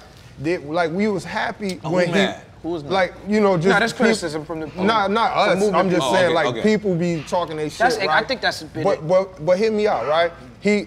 My thing is Cap done stood on his shit. Like Yeah, he Cap stood. 100, right? More than 100, Right. right? And the other and quarterback got got a a check. job He too. lost work. And got a The other check. quarterback got a That's job real. too. He's Come a on, man. commissioner. You lost Forgot work. his name. Eric Smith. We want to Eric- focus Right, you on still got a the family loss. and you lost work. You know what I mean? What about the win? See, we want to focus on everybody that was a win losing. too. It's Right. a win. I think for so him. too. And Yeah. before he got that Nike check, with the money he was making from the NFL, he was donating millions That's here what and I'm there, saying. Yeah, dropping a Going to million Somalia, here, dropping a million took here. a plane to Somalia. Yeah, doing all that shit. So Yeah. he's clear Cap with smart, man. Wait, who Yeah. took a plane to Somalia? Cap with supplies and Yeah, man. Somalia, a place where you can't even land, a place that From Mogadishu and shit? Yeah, straight where the U.S. has straight. no Cap walked the walk.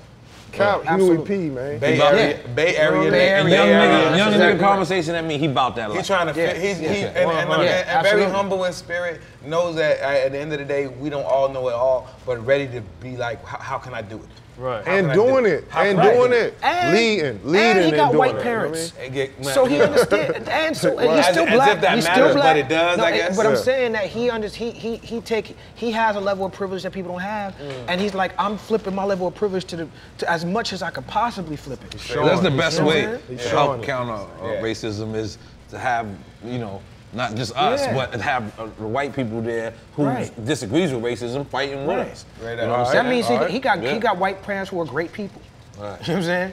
His parents is great people. He got a lot of good people around him. Yeah. I like to shout out to the people who have been molding him in the Bay Area, who introduced me to him, who are like very protective of the fact that they know that he's powerful, and being an athlete is, but what he comes from has integrity, and they like, yo, this is the Bay Area, this is the Panthers, and the they Bay take none of it for the whole time. The whole time. They like, we don't know it all, but we know. Yeah, we know my parents, people going out to the Bay Area to get that. That's the Black Panthers. That's right. That's what it all comes down to, the value system, man. That's what the OG shit is based on. That's what the Panthers based on. That's what family's based on. And that's what they missing now. Values. And that's why we have people in our community who are celebrities because of the engagement. They're missing the connection to that. You know what I'm saying? Like they missing that. Like and you know what? I really try my best not to fucking be on some get off my lawn shit. You know what I'm saying? Like I really try not to be on some old like Stanley from Friday? Oh yeah. Get off my lawn. I don't want to be the get off the lawn dude. That's not who you want to be. You know what I'm saying? But when it comes to policy, when it comes to community, like I'm not talking about rap shit, you know what I'm saying? Right. Rap shit, Lil Pump probably is as good as niggas think he is. Exactly. How would I know? Yeah, you know what I'm saying? Right. Like, you know what I'm saying? What the fuck do I know? As niggas think he is. Yeah. Good the niggas. The fuck do I know? Like, my opinion doesn't matter. My sensibilities has nothing to do with any of that. You know what I'm saying? Yeah. But when it comes to the shit we talking about, you have to look at what the OGs did before you, not to emulate them, not to copy them, but to also learn from their mistakes. You know what I'm saying? To also because you standing on their shoulders. I'm sorry, I gotta cut you off. There's mad girls that come to see Dead Prez and Talib. I'll be honest. Let's bring your artists in, Nico. I have two more questions, then we do that. Okay, this is it. I just want to give a shout out to my wife who walked in the building. You felt that rush. Beautiful women just walk in here to see these guys. You guys are great, man. All right, so one thing you could take away if you had to stop and do it over in hip hop. If you could take away. Wow, man, that's too tough, bro. To stop and do over. Whatever. You, whether it's yours or someone else's, whatever. It's something you that's could do. That's a hard question. Yeah, that's like. I'm an artist. Niggas don't be having no regrets. You know. You be like, that was fucked up, but I learned from it and I grew from it. Like my man D1 told me in a rhyme one time, if I could have been the dude who was in the lobby, who could have told the girl, don't go upstairs and see Pop, and turn around, your life would be better, and both y'all could save you a lot of hell. Maybe I be DJ Heron. Maybe I be that person. Yeah. Shout out Heron. Yeah, I'll see you in a minute. Shout out. Come on, man. He the one doing our show tonight. Okay, DJ Heron the man. Yeah. Salute. Stick. So, Hold on, Heron. Come on, man. Right around. Let's finish. Let's get the legends. Day moment. We're gonna bring you on. And the artists. Come on, Heron.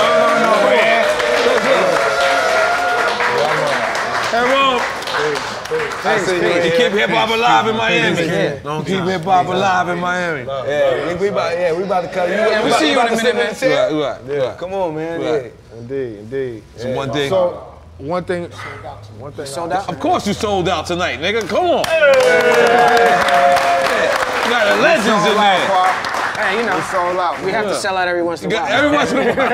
Everybody got to sell out a little bit. Yeah. But go ahead, my bad. No, I think I'm with Kweli. Like, you know, I don't really do regrets. You know what I mean? Right. So like, you know, for me, I say this on a personal note. Like, I came into hip hop and I got influenced by street shit. right? Okay, maybe I said it wrong. Okay. Maybe I said it wrong. Maybe I speaking about some industry shit. Maybe it's someone who asked you to get on a record. All right, now is that better? Is that better? Like you passed on a record, like Rihanna asked you to do a hook when she was nobody. Okay. No. I feel very, very, very happy with choices I made. Choices you made. You know what I mean? All right, look, y'all look like you. I'm gonna say, you know, we got a chance one time. Shout out to Londell McMillan, like to work with. That's the lawyer? Yeah. Okay, go ahead, continue. It's gonna be interesting. I feel like this is gonna be interesting. Yeah. So he introduced us to Rest in Peace Prince, and we on the same night that we were introduced to. Nah, you better not say it. But look, so you know, Prince stories happen every time I come. Yeah, you better not say it. We did. I remember that. I remember that night. You better not say it. But I just want to say that like Prince wanted to do a record with you. We spoke about it right there. Yeah. And there was a record called Dear Mr. President. Yep. Yeah. And Sign of the Time Takeover. Wait, this record exists? Yeah, it doesn't exist. No. But I regret that it doesn't exist because it could exist. That's the regret. Yeah. It could exist. Yeah. And like we didn't follow up on it. Yeah, we could have followed and we could have made it happen. Yeah. And he was very clear about what it was he wanted from us. All right, let's stop. Hold on, let me stop. This is a great story. This is wild. Yeah, thank you. Okay, hold on. I'm glad to share it. Because, you know, Prince knew who you niggas was. And it was crazy because I ain't gonna lie, when Will Smith said, yo, N.O.R.E, I said, nah, Will, you don't know who the fuck I am, Will. Yeah. I was so like, more than he knew who we was. He had an opinion about it. And I just cause nigga, I'm not gonna say. You going too fast, slow down. I'm gonna say what he said. I'm not gonna say what he said. I'm gonna say it. Come on. And I don't think it's no disrespect. I mean, yeah, cool. I really don't. Me neither. So I'm gonna say this. Of course you're gonna say this. Look at him. Look at him. I'm so meat into on this. the bone. I'm gonna say this here. He was like, look, I want y'all to, first of all, he's like, I'm a Jehovah's Witness, I don't want you to curse on the record. That was hard. Ill because I came that. up to Prince and I came up to a nasty Prince. Like, so it was like, wow, okay. He wanted to do a song about Dear Mr. President, but he don't want us to curse. And he said, but I don't want you to be soft. And he said, like I would work, and this is no respect, no disrespect. This is just real as it was in our conversation. Damn, should I share this? Yeah. Okay, fuck it. It's just real as it was, because I love this brother to death. But he's like, I like Common, but I like y'all because what y'all do. So I want y'all to do that part. I know you said turn that off. It's because the show is tonight. And he was like, give me Dead Prez. Don't give me Common. You know what I mean? He was like, talk. Be real. raw, don't be curse. raw. Right. Be raw. You know what I mean? That's what he wanted. You know what I mean? And he was specific about that. You know what I mean? And I just gotta ask, did he have on a purple shirt? Yes. What? Yes, I think yes. Probably a whole purple outfit. Yeah, he looked like this. He looked like this tall. Yeah, too. straight up. Yeah, straight. Yeah, I think he really did have on purple. Yeah, straight up. Straight. And that wasn't the first time. Yeah. But anyway, I just want to say big up to him, and I really, because I envisioned that record, and maybe we should just take that record, Dear Mr. President, and fuck with it. It might be poignant. It might be crazy. Might be that time. Right, that might be the right time, It right? might be the right time. Yeah. You didn't get to record with Prince, did you? I didn't record with him though. But your girl DJ for him. I remember. Yeah, He gave us the incredible Prince. He was DJing for him, and I did a few shows with him. Like, I didn't record with him. And you want to give it to one show that maybe we didn't speak about before? That's like a little. We love Prince stories. See, I never met him. I never met Prince or Havoc Tupac. gave us a crazy Prince story. Right? I saw that. Havoc gave us a crazy one too. Yeah, Prince and Mobb Deep. Yeah, but I never met Prince or Tupac. I met Big. I met Tupac. And I never met Michael. I smoked a blunt with Tupac and John Forte and C Knowledge from Diggable Planets. That's crazy. At the country club. You know what's crazy? Pac was technically conscious at first. Yeah, I know that Tupacalypse now. Come on, bro. Digital Underground. Soldier Story and all that shit. That hooked me. When my homies call, That hooked me. Actually, there was a point where people who if you really love Tupac and his journey, like a trap. People who that was the first one. That was the video. Trap. Nah, they can't keep a black man down. Exactly. Yo, Tupac shit. That Soldier Story fucked me up. But you smoked the blunt. Let's keep it there for a second. Yeah, man. Smoked the blunt with Tupac. Tupac and Biggie. They were together? And Sarah Jones, you know the poet Sarah Jones? Of course. She was there too. We used to hang around. Sarah Jones. Is this one night or this is one night? separate? This is John Forte's birthday party. Tupac, Big, and Sarah Jones. Wow. It wasn't John Forte's birthday party. It was Jessica Rosenblum had a party at Country Club. Okay.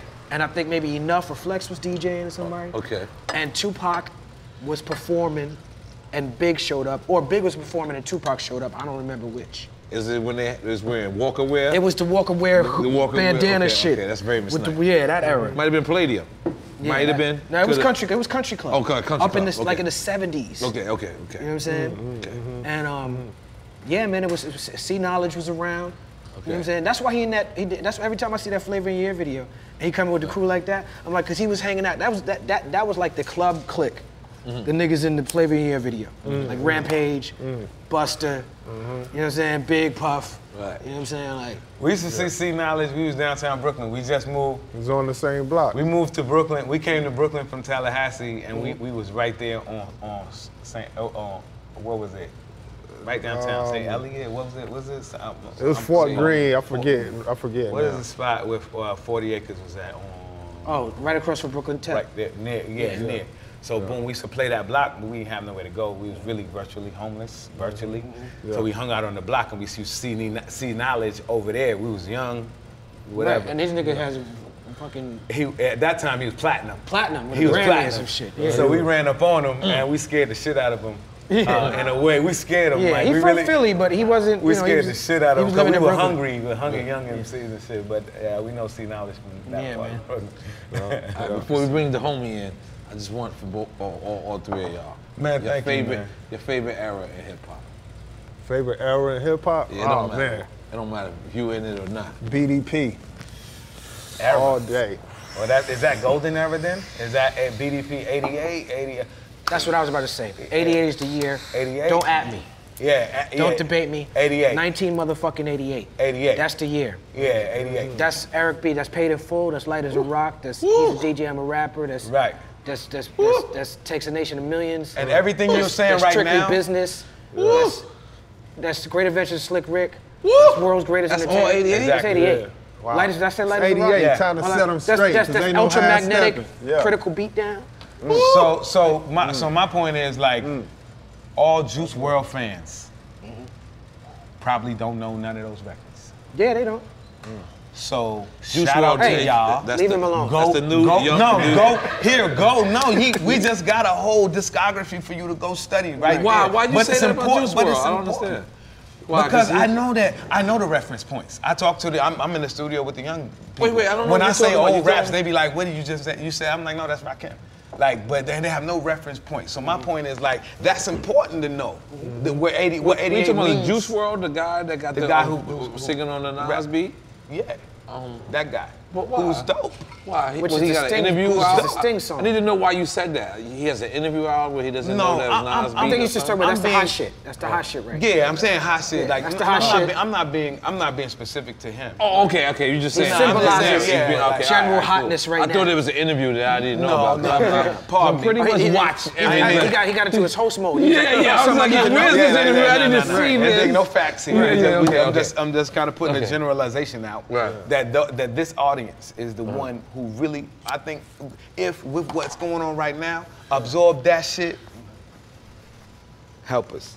That's my dream. I would love to see that happen. So you 88 as well? Of course, I'm right with you, 100%. I 88? co-sign that. Yeah. 88? Oh, by the way. 95, 96. You convinced Yeah, me. 95, 96 Ain't no is making a half-stepping. strong run. Black Moon and Smith Favorite Wesson year, though favorite was year, a good favorite- time too. That's 93, 92, I said the 93, favorite too. era, so it can actually stretch. It can span. It can stretch as shit. Right. So, So yeah, 88 to 93. 92 to 95. Because in 1991, 90-91, that's when you have like Tribe Called Quest, Daz Effect, Cypress Hill, Snoop and Dre all going platinum. Yeah. You know what I'm That's saying? 91? Like 90, 91. That's gotta be 92. Nas is 92, right? Yeah. Yeah, like, Nas and Wu was 92. that's 93, 93. no, that's Well, 93. That's 93. Wait, So like 88 to 93. And y'all forget about the West Coast. Well, end of 92, Yeah. like early Let's 90s. not in the forget about 90s, the that West Coast. early West Coast, like we talking about what? We talking about Hieroglyphics DOC and crew. shit. We That's talking 93. about 93, yeah, that's 93. Come on, We 92 talking to about 95 is one of the best. We I talking mean, about Boots and them.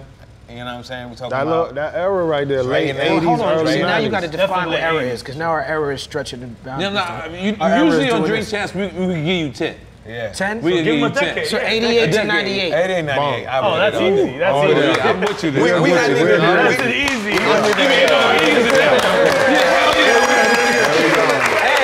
That next star came out in 98, so I just make a cut. Let's go. We both made it. You made it. I got 2 in that era. I got the War Report, which is 97, and then N.O.R.E. 98. I'm not gonna lie. The reason why I gotta say that is because it was fun back then. Like sometimes I don't know if these kids is having fun or they're just high. Sometimes I it's think both. they're having fun too, though, man. They having fun being high? No, not high. It's a different kind of fun. I think they're having fun. It's a different kind of high too. Yeah, it's a different kind high. of high. They're all These niggas getting is high. dying. Like, big up to Denzel Curry's not That getting high at pill all. shit, the pilling. These niggas is heroin addicts. Yeah, it's a little different. Heroin Even when crack came, man, you know, it was early. There was songs called Crack is Whack. Even Rolling the Woolies. Where's the was nigga just saying lean is not the shit? Right, yeah, at this point. Where's that Let me nigga tell at? you, Shut down the let me house. tell you his name. Let me tell you his name. Coach Gotta go to Nim. CVS. Coach Nim is his name. You said, where's the nigga that's Okay. saying lean ain't the shit? Okay. At Coach Nim. Okay, big him up. Fit hop music. You know, healthy is the new gangster. That's what we on. God damn it. We gotta talk about RBG Fit Club, man. For sure. For sure. So Drink Champs back from the motherfucking break. So I want to big up to let people know we are on Revolt TV, and we always, Drink Ciroc, and we always, support that, but as well, that's Shaggy. He has his flip that own. around. Yeah, Flip that around flip right that there, around. for us, That is please. Shaggy. He has his own cocoa yak. It's coconut. Thank you. Coconut butter in my mind. I could be mistaken. In my mind, and cognac. And look, that's also Lil Wayne shit. I want to big up Lil Wayne, the rum. Yeah, that's good too. We can take a shot at that. I think it's about right we take a We shot should, at that. right? Just because. Let's take a shot because you know what? Based I off can't that be Carter sitting here. 5. I can't give you that rant of me saying artists support artists, and then me not open that. not do that. Because I'm really not a cognac dude, even though I do fuck with that. Nah, that's really good. But I like that y'all like that. I'm not a cognac guy. I stopped. That's what you've been drinking, though, right? Yeah, I have It's because smooth. you don't have whiskey, but it's cool. I can handle. We are. Yeah, that was like a slight to I'm gonna be honest. I'm just saying, and you don't. We do drink whiskey. Yeah. I'm gonna be honest. I wanted to do a study because, I want to see why are people genetically because it's what you drink might be racist. Well, black people drink so much cognac. Black people drink cognac. Black people drink cognac because it's fucking cheap. Why I drink whiskey? No, I think we're genetically. I'm just being honest. I'm being honest. And I think every race is like that. I think that's the reason why certain, I'm being honest. Because I'm Cuban, I like rum? Yeah. Well, look, Do you like rum? Yeah, I love rum. See, it's not racist if it's true. Right. but if you've been put on the shit, you drink it, and that's what it is. Basically. Because I did it all. You know what I mean? I started with E&J. You know what I mean? Going to high school. I started with You was a foul nigga. Right. Oh, you Straight up. If you started out with E&J, I know exactly who you are. Straight. Randy. I know exactly who you are. And so my That's point that is Queen shit. I went, you know what I mean? That's that worst part of Queens. Right. Yeah. And through stages, when Hen came out, when Mobb Deep had the Hennessy jerseys, I was rocking Hen. But they started with E&J. Let's be clear. And I went to Mexico and I got tequila in my system, and that for many years before all of the tequila vibe. But now I'm arrived at whiskey, and it just is what it is. You can't judge me. You can't judge me. I honestly feel like what I notice is I feel like at the end of if drinking is a game with levels, you're gonna get to whiskey at some point. Right. And If you don't, you ain't really drinking, really. And what is whiskey? What is it? Give us a whiskey. What is a? I drink Jameson. Jameson. Yeah, I like Black on the Rock. That's whiskey, right? Yeah, some people drink the Black Johnny Walker, I like Black, Black Red, on the and the rocks. Green. That's good. It's cool, but And then the Scotch. I'm gonna be honest. They don't change your mood, though? I have I don't drink heavily. I feel like whiskey gets, I call it but angry, but I can tell look at you- me juice, actually. That's cognac. Oh man. I don't know, man. I feel Well, like I was introduced to whiskey in Ireland. And the reason why I know about Ireland is because let's make some noise for the floss. He niggas in this room saying, what he say? Nah, not like that. What part of Dade County is that? It's black people in Ireland. It's black people in Ireland. It's black people in Ireland? Really, really is. Right, but really more than that, the Irish people got a connection to the Black Revolution, and I'm gonna go right there because that's the reason why I respected it the most. When we went to tour in Europe, it was the Irish and the Scottish people who came to us and was like, yo, what is your opinion? What do you think about Rupert Murdoch? They hate Rupert Murdoch. Through the IRA and all that movement too? All that movement, all those people are also, associated or friendly with anti-imperialist movements around the world. Right. And when I say anti-imperialist, I mean like capitalist, colonialist. And I know these is deep words for, whatever. I just want to say that that's the reason why we can relate, because we know we have common likeness. So like, I'm like the Irish people's like, I support Malcolm X. I'm like, what does whiskey taste like? And that's how that happened. What a journey to whiskey. Well, listen, we are celebrating tonight. You brothers being here. We had a great conversation, and we're gonna. This is what I keep continuing to say. We have to keep supporting us, man. And tonight, Dead Prez, Talib Kweli. What's your name again, my brother? I don't want to pronounce it wrong, because I'm dyslexic. Nico. God damn Nico it. is, and who is amazing, who has a fantastic project coming out, which I'm gonna be a part of. And you going on tour, Nico, right? You going on tour too. Amazing. The first green shot ever on Drink Champs. RBG Club in the house. Revolutionary, but green.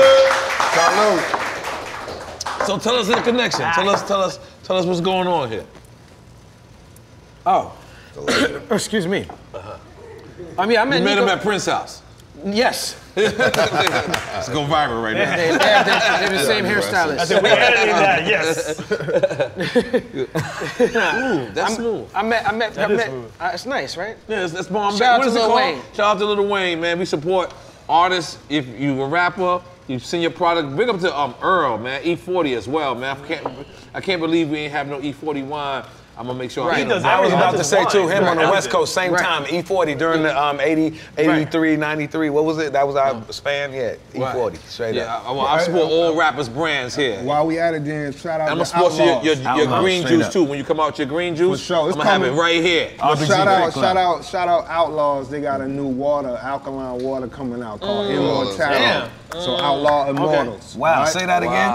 Outlaw Immortals, Tupac, you know what I mean? Yeah, legacy. So send us some so I can replace the Essential already. Hey, Noble, you hear that, man? He got you. Noble, what's good?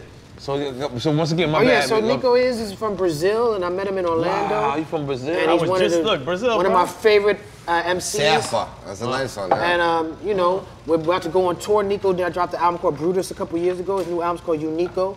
And I'll let Nico speak for himself, man. Braca. Definitely. That's beautiful. Beautiful? Peace. It's an honor to be here, man. Cheers, y'all. man. Cheers. Cheers. God damn it. All right. 100 years. Let's go on again. How'd you meet him? Listen, man, I was born in Brazil, and I grew up in Orlando. And I was doing music out there. And his son was going to school out there. And then destiny just made it happen, Wow. He walked into a nightclub, got handed my mixtape, and the next day we did a record. And shout out to Triska. Free Triska. Yeah, my brother Triska locked up. You must have had bars. Something like that, yeah. He got bars. And all of a sudden, it's like, fast forward a few days, I'm freestyling to him in his year and his. That's what it was. It was really the freestyle. I come from a tradition of freestyle back in the day, and shout out to Super Nat. Peace and love, Super Nat, yeah. You know what I'm saying? Like people like that. And Craig G. And I heard Nico legend. freestyle Classics. on a level that I haven't heard freestyle in a long Well, we're gonna hear it then. Classic. This first time on Drink Champs. Yeah, we haven't had anybody spit on here. No one has never heard anyone freestyle on Drink Champs. This is the first time. That was beautiful. You might as well no beat unless you. No, we can go. But I'm just saying. No, I would, but I'm saying, y'all. Because you know why Drink Champs is about. We don't want the artists to feel like they gotta come and spit. Like you just come and just This is a therapy session. That's dope, I don't know if you peep that. I appreciate it. I was not supposed to say that publicly. Because it's a therapy session for us. Because we know we all this. We need it. That's we don't have the outlets for mental health issue in the community. We don't have post-traumatic rapism. You're right. So this is where we come and we vent. That's beautiful. But this is the first time a new MC. That's beautiful. So you gotta freestyle because he just compared you to Supernatural. I'm not gonna lie. And Craig G. And Craig. No pressure. No pressure. Yeah. No pressure. No pressure. No pressure. No pressure. That's beautiful. A little bit. So this is what we're gonna do. People, You're gonna say a word, and he gonna start the rhyme off with that, and then in between the rhyme, then you say a word, and then you say a word, then I say a word, and you say a word, and if you can get this is the 1, 2, 3, 4, 5. This is the 5 barrel of death. Okay. The 5 barrel on First time on Drink Champ. the 5 barrel on scissor. Can we switch it? You fell this, you gotta hit a half a pint of lean. Right on. And go let's join Little Bump and them. Let's go. Little Bump. No, my bad. I like Little Bump. Come on. Can you? Little bump. Let's do it. One of them. Little Bump. Can you? I think you can do Do it. what we need to do, man. I think you can do it. Okay, you ready? Everybody think you can do it?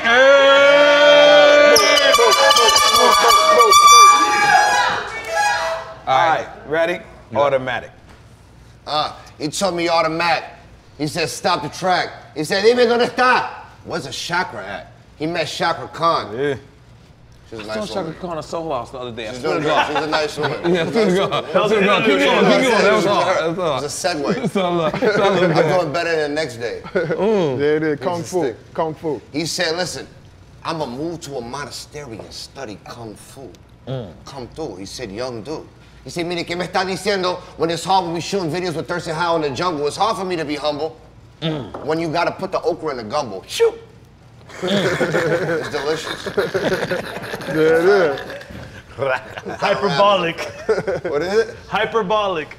Oh, hyperbolic, find a prophet. He said he probably see the PIMP. That's why he got it stuck. He said find it in the pocket. Suit. Fala a verdade, não sabe, não vai falar. When he said it's hyperbolic, sempre está no stop. Okay. Wow. I wrote that in the 80s. It's a long time. Wow. It's a long time. Okay. Oh. Then how you say thank you in Russian? Spasibo. Spasiba. Spasiba. Damn, you throwing other languages out? No, I'm ill. You know I'm ill. You know I'm ill. Gotta throw some different. Right. Wow. Yeah. Spasiba. We was levitating, he was meditating with Mos in Barcelona watching La Liga. He said, I'm talking to peace, peace to the leader. Peace, that's why we say peace to Frida. That's why we say peace to the OGs, peace to the leaders. And peace to the creature, peace to the beast, that's why the beast is never equal. He said, me, that's different. Your negativity is awful. There's no squares in my circle, that's not a waffle. He came here off of the top of the dome. I'm with Stickman, I'm with Tulu. Peace to the love, peace to the Zulu. Peace to the Lulu. He said, peace to the YouTube. My OG 46 on the Bluetooth. He said, listen, I'm trying to call you, but you're not picking up. I said, listen, it's an adrenaline rush. I'm sitting with N.O.R.E. Peace and love, peace of FN, peace of energy, peace and love. Okay.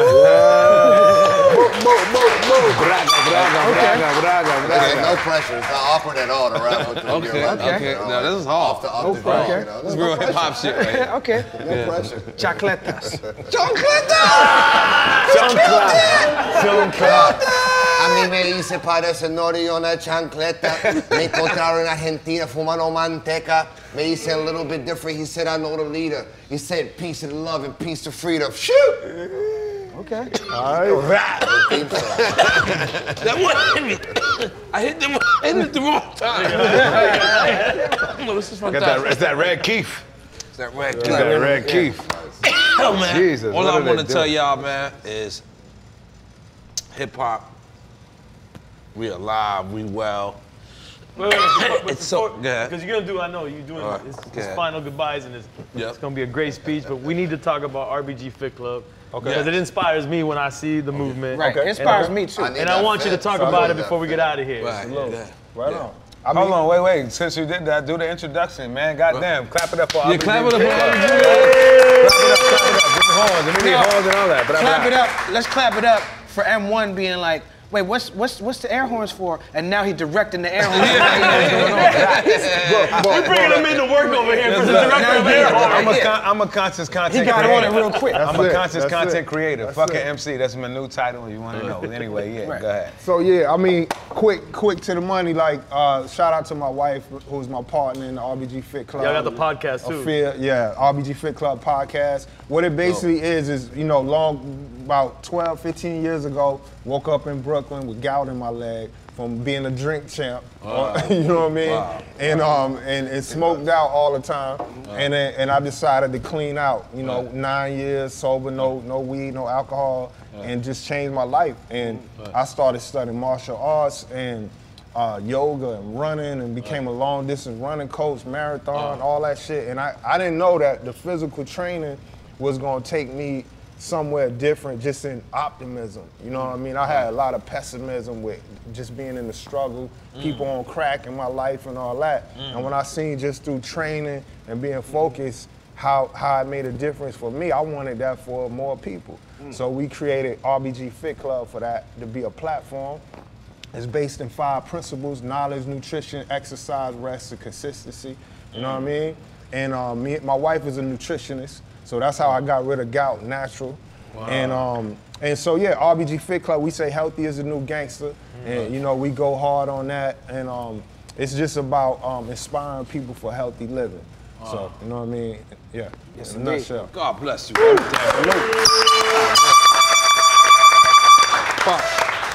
I feel terrible about opening this next bottle. But I'm gonna get my life together eventually. Yeah. Don't worry. But no, at least I know the knowledge. Let me say though, no, because it ain't a judgment thing. We all got different balance and all that. It's about nourishing yourself. It's about training, right? But most of all, it's about enjoying life. You know what I mean? And just having the wisdom of balance. So you telling people you can enjoy life? You got to. You can't, what else like, you living balance for? thing at the You end don't need alcohol or smoke to enjoy life. The thing what you really learn is we think that you know, getting high, getting drunk is enjoying life, and it can be fun, but you can also enjoy discipline. You know what I mean? You can enjoy the sweat. You know what I mean? It's therapeutic when you run it. When you pushing yourself, you can really enjoy that. Like when you run, you get a runner's high. You know what I'm saying? Yeah. So you know, when you eating the right food, some of the things that you crave, when you eating better, you don't crave the same thing. Like you know, I used to love to drink Irk and Jerk. You know what I mean? All that, but once you start, what's Irk and Jerk though? That's Ian J. Right. Irk and Jerk. You know what I mean? So you know all that shit. You know what I mean? But South. You change your cravings change. You know what I mean? You know, you go to Queen of Four and get a colonic and get cleaned out. In Brooklyn, Queen of Four. A sip of Henny will tear your stomach up. You know what I mean? Right. So it's just about, you know, for me it was about I got bigger values than just being high all the time. You know what I mean? I want to be there for my sons a certain kind of way, and I want to be fit. You know what I mean? I don't want to be limping and shit in my 20s. You know what I mean? I want to have more balance. So it's about longevity. God bless. Yes. I just want to say in support as my partner, you know what I mean? And some people who have gained their journey through like healthiness and wellness through some of Dead Prez's songs, like Be Healthy. And as we sitting here and as inebriated as we are, I don't want to say that. Look at the devil sitting in the train right there. Looking at it. It's the devil right here. And I'm gonna let the devil go by. And so I just want to say there's a lot of people who during our shows say, thank you for sending me on a journey through health and wellness through this song Be Healthy. And we wrote it at a song where he wasn't really that healthy. You know what I'm saying? And that's the oxymoron in the thing, and that people are always trying to get there, you know. People are always on their journey. People are learning, changing, growing through the process. It's all good. And I love to see how many people have now, like the embracing of like what health and fitness is in the world. And it's a beautiful balance. Like we get fucked up, but a lot of us are really like gangster rap. We understand the importance of drinking water.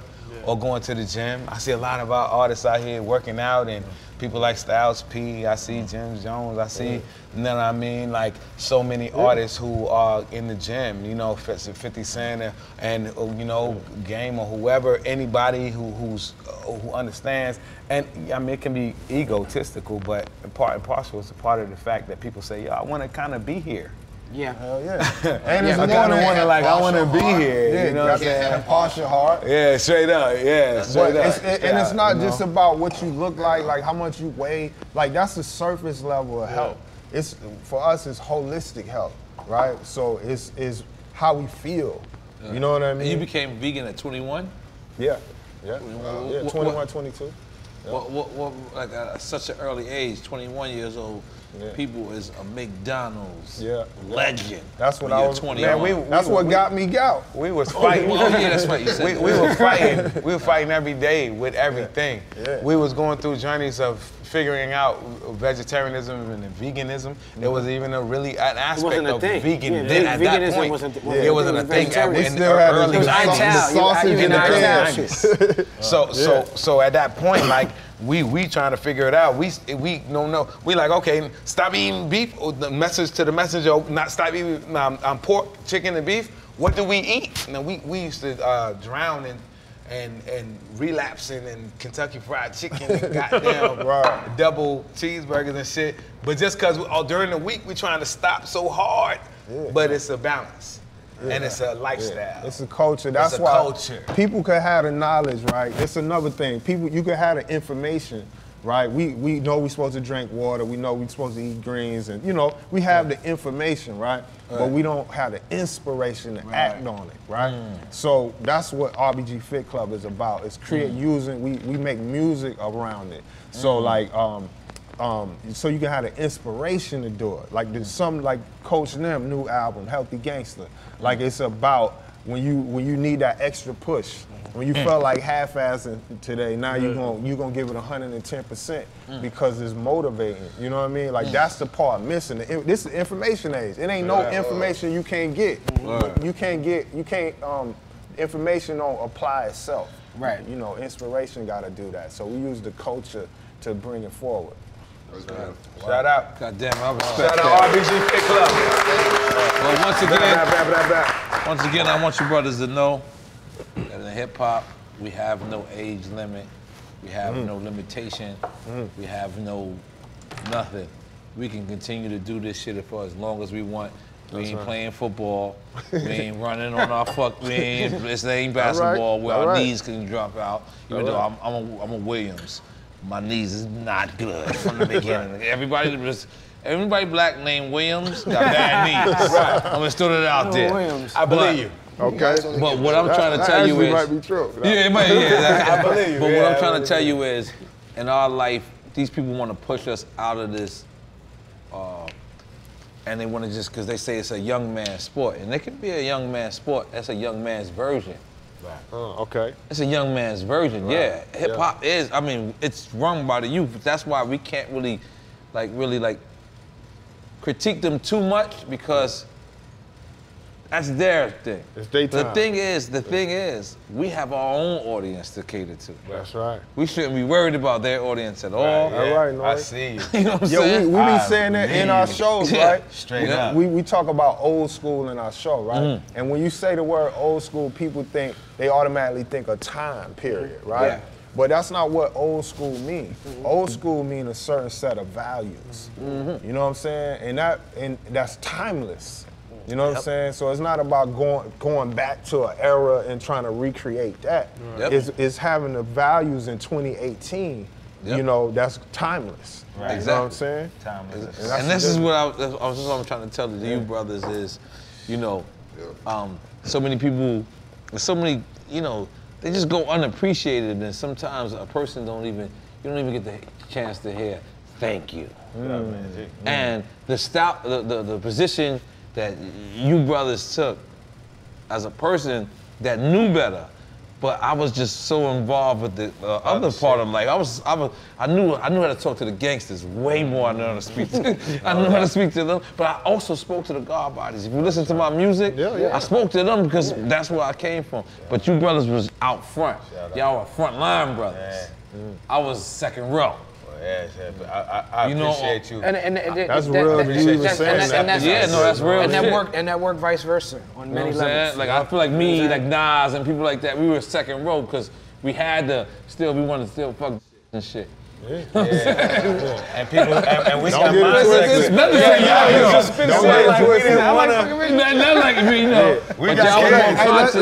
clear that up, though. For real though, because like even with like we big fans of you, CNN, like you a part of us wanting to be a duo and all of that, man. So, but we never look at you as you in this box or that box. You know what I mean? We know where it's coming from, and we all influence and trying to grow and get power. You know what I'm saying? So that's how we really appreciate y'all for being front line. Right on. And the last thing, Talib, I just need you to lead these. Stop. You don't have to talk to every racist on Twitter. Like every racist on Twitter, it's like I feel like you wake up in the morning. As a matter of fact, though, I ain't lying though. Keep killing them, G. No, keep killing them. I like both perspectives. Get it in between. Make it work for you. I don't know how. Make it work for you. Let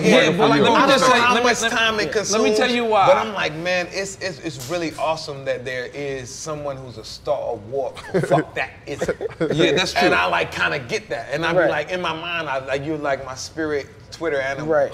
And I'm like, that's exactly it. And what you say is right too. No, because you know why? He bringing light to these people though. So the thing about it is, that's exactly what I'm doing. That's the plan. The thing about it is, like, that's the these plan. people That's exactly are right. really the people that are the I want to make them more famous. famous. That are the people who bring the cars back at Walmart. And they're like, those are the people. And Talib will fry them. And then he'll go and look at their Facebook from 6 months ago, nigga, I seen you. You had a Confederate flag on February 14th. And such and such. And now you playing Future. I see you. And he'll play God. And I'm like, what? You give this guy his own little audience because there's people that's following you that says, I just want to follow whoever he's mad at. And you're giving people an audience, so I just want you to be, because what you're doing, like I think he's right about that. You're giving people an audience. Sometimes, I'm gonna be honest, right? The most craziest shit in the world is, right? If right now I stood right there just fully clothed, no one would say something, but I stood right there, butt-ass naked. Right. We will all turn around like, what the fuck is wrong with this nigga, right? But what happens if we just said, fuck that? Don't look at him. Exactly. Right. Don't look at him. Exactly. All right, but this is what trollers. But here's my this is what trollers can't stand. Here's my pushback. When you don't look at them. But here's my pushback to that. No one is standing there naked. But here's my pushback to that. Right. Okay. Yeah. If you were standing there naked and we all pretended that we didn't see it, you would still be standing there naked. I would still be standing there and that would still be a problem for me as a person. That is true. True. So I feel like it's still a problem. So I feel. But the minute you say something, I can indulge back. Yeah. And the thing is, you have such a big audience, and you sometimes you argue. I'm looking because I really follow you. I love it. I really follow you, and I really sometimes be like, but you be following a person who has 17 followers, and then as y'all can progress. That person will be 173 followers. Right, until they get suspended. Yes. And then they're gone. Yeah, because you do force them. I do. I force their hand. You keep going. I love it. And they get suspended. Just don't get no high blood pressure. Yeah. Never. See, and that's the thing. Listen. And I know we gotta end it. Yeah, no problem. But I have a very my life is I have a fucking incredible life. I need one advice for you. Wine or champagne? Real quick, for me. Champagne. Champagne, okay. My nigga, let's go. Keep going. Yeah. Keep going. I live a very incredible life. Yes, you do. I don't have to do anything I don't want to do. God damn it. Right. And a lot of people are working class, they got to do shit they don't want to do every day. Like I choose to do what I want to do in my life. Shit. You know what I'm saying? And I'm working class. Like I'm not rich by any means. Like I got to go out there and work for a living. But I'm blessed to be able to choose when and how I do. Right? Real shit. So if you see me on Twitter, it's because I'm enjoying that shit. Right. Like and that's the part of it that I appreciate, that people really be concerned about Make sure you could like, if you see me like, that shit give me fucking superpowers, man. Like to Kanye with the MAGA hat, woo! Like how he feel when he wear the MAGA hat. When you said that's how I feel. Wow. When I'm, you know what I'm saying? Right. Yeah, Like, exactly. Yeah, so No, and I enjoy it. I don't have no problem with that. The problem is with the platform. You don't you want are giving people. But here's the thing. Yeah. I'm from the cloth of make a racist famous, my nigga. Like I want all of them to be famous. Like out them. I want them to be famous. Right. I want to see them coming. I want to know who's who. Like especially in this era of social media where you talk about people who voluntarily say, "I'ma post some Nazi shit on Twitter," and you know what I'm saying? Like, and like Donald Trump, when Donald Trump was running for president, Yes. he retweeted neo-Nazi accounts 75 times on the campaign trail. Right. You know what I'm saying? Well, a year later, Nazis is marching in Charlottesville, running motherfuckers over, killing motherfuckers. Wow. You know, to me, these is not coincidences. You know what I'm saying? Like, I agree with you. And that's all it is. Like, I'm looking at it like in the online space, in the digital space. You seen that bigotry. movie Black Klansman? I didn't see it yet. The Spike Lee I shit. didn't either. I was interested to see it because Spike, he Nah, it was ill. Yeah. Spike is the shit. It was ill. Okay. But it reminded me of you because he gave the guy the audience, but he actually brought him down. Right. But it was so much time. The thing about it is, he had to spend so much time on taking this guy because he was speaking to David Duke. This is a black guy. Right. David Duke. This is David Duke. True story, right? Yeah. It's a true story. But the thing about you story. is, I feel like I feel like I know where your mind is. I know I asked time you came here, I asked you to get into politics. I don't think you said you wanted to be in politics. Yeah. You remember that? Yeah. Okay, but because that's what I think. I'm sorry. I feel like T.I. Like if T.I. was mayor of Atlanta, I would fuck with Atlanta a little bit more than I already Politics fuck with Atlanta. is a cold game, bro. But the thing is, That's so is the music business. The music business is cold. All right, just hear me out. Hear me out. T.I.? And Killer Mike could do it though. Killer Mike could do it. Killer Mike. I ain't never voted. hear me I out. vote for Nah, Killer Killer Mike. Mike could do it. Okay, hear me out. The way you got examples of the music business, right? You got like Cool Hercs, and you got like these people who sacrificed for us, but then they didn't make it. But then you keep going up the ladder, and there's people more and more and more. I think that Will Smith and Dave Chappelle, although they were playing around, I think. Yeah, I think they were playing, definitely. But I was not. That was just playing. I would not. How about me? I would not. I just want to say there's some very equipped brothers. It takes more than just like popularity to talk about. Not nowadays. That's not who's in the office right now. I get it, but that's not what qualifies as leadership. But that's not what qualifies as leadership. I feel like what Will Smith is doing with his family qualifies as leadership. So I'm not saying not. That's it. I'm not saying not. The way just he that constructs his aspect. own family, I feel like he can construct a country. I'm not just saying that behind aspect, N.O.R.E. I understand like, that you. shit And is believe me, ill. like, because in this age, because of that, yes. None of his all daughters day, was put on the a strip best pole. component of person who we can have some accountability Sons with. is talking about they walking around calling themselves icons. That is a strong black man when you got a young nigga calling himself an icon. I'm not mad. And no one debated that shit. No one said, little nigga, shut up. I'm not mad, That song is hot. Yeah, niggas said that song is hot. And then he went and put some Spanish niggas on there, and now Spanish niggas saying, the song is hot.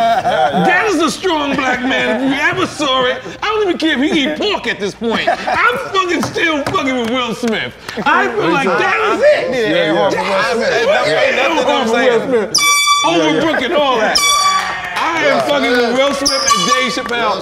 Listen. It's our job to put in the galaxy some shit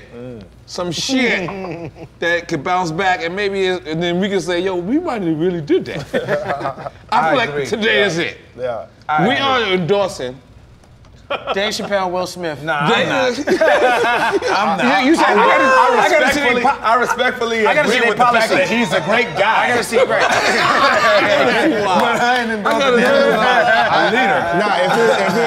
it's choosing what we got now, if it's what we got now, I endorse Dave Chappelle. But I would flip it though. I would say Dave Chappelle for president and Will Smith vice president. Nah, you know why? You know why Dave said he got to be vice president because no one will kill Will if they know that he gonna take over. Too much to drink, funny as and this is not a fair conversation. Too much kombucha. No.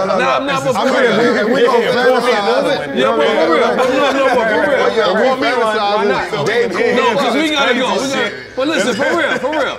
You went over Trump. You wouldn't put Will Smith over Trump. I mean, no. Now you adding qualifiers. Right. Obviously. Right. Obviously, if my choice is between Will Smith and Donald Trump. Right. Seth Well, Rollins, that's anybody. But who else is qualified to run for the next? Okay, so then let's talk about that. Okay, yeah. Okay. Because who would you get behind that was running for the top dog of this shit? Homeboy from Newark, I could fuck with him.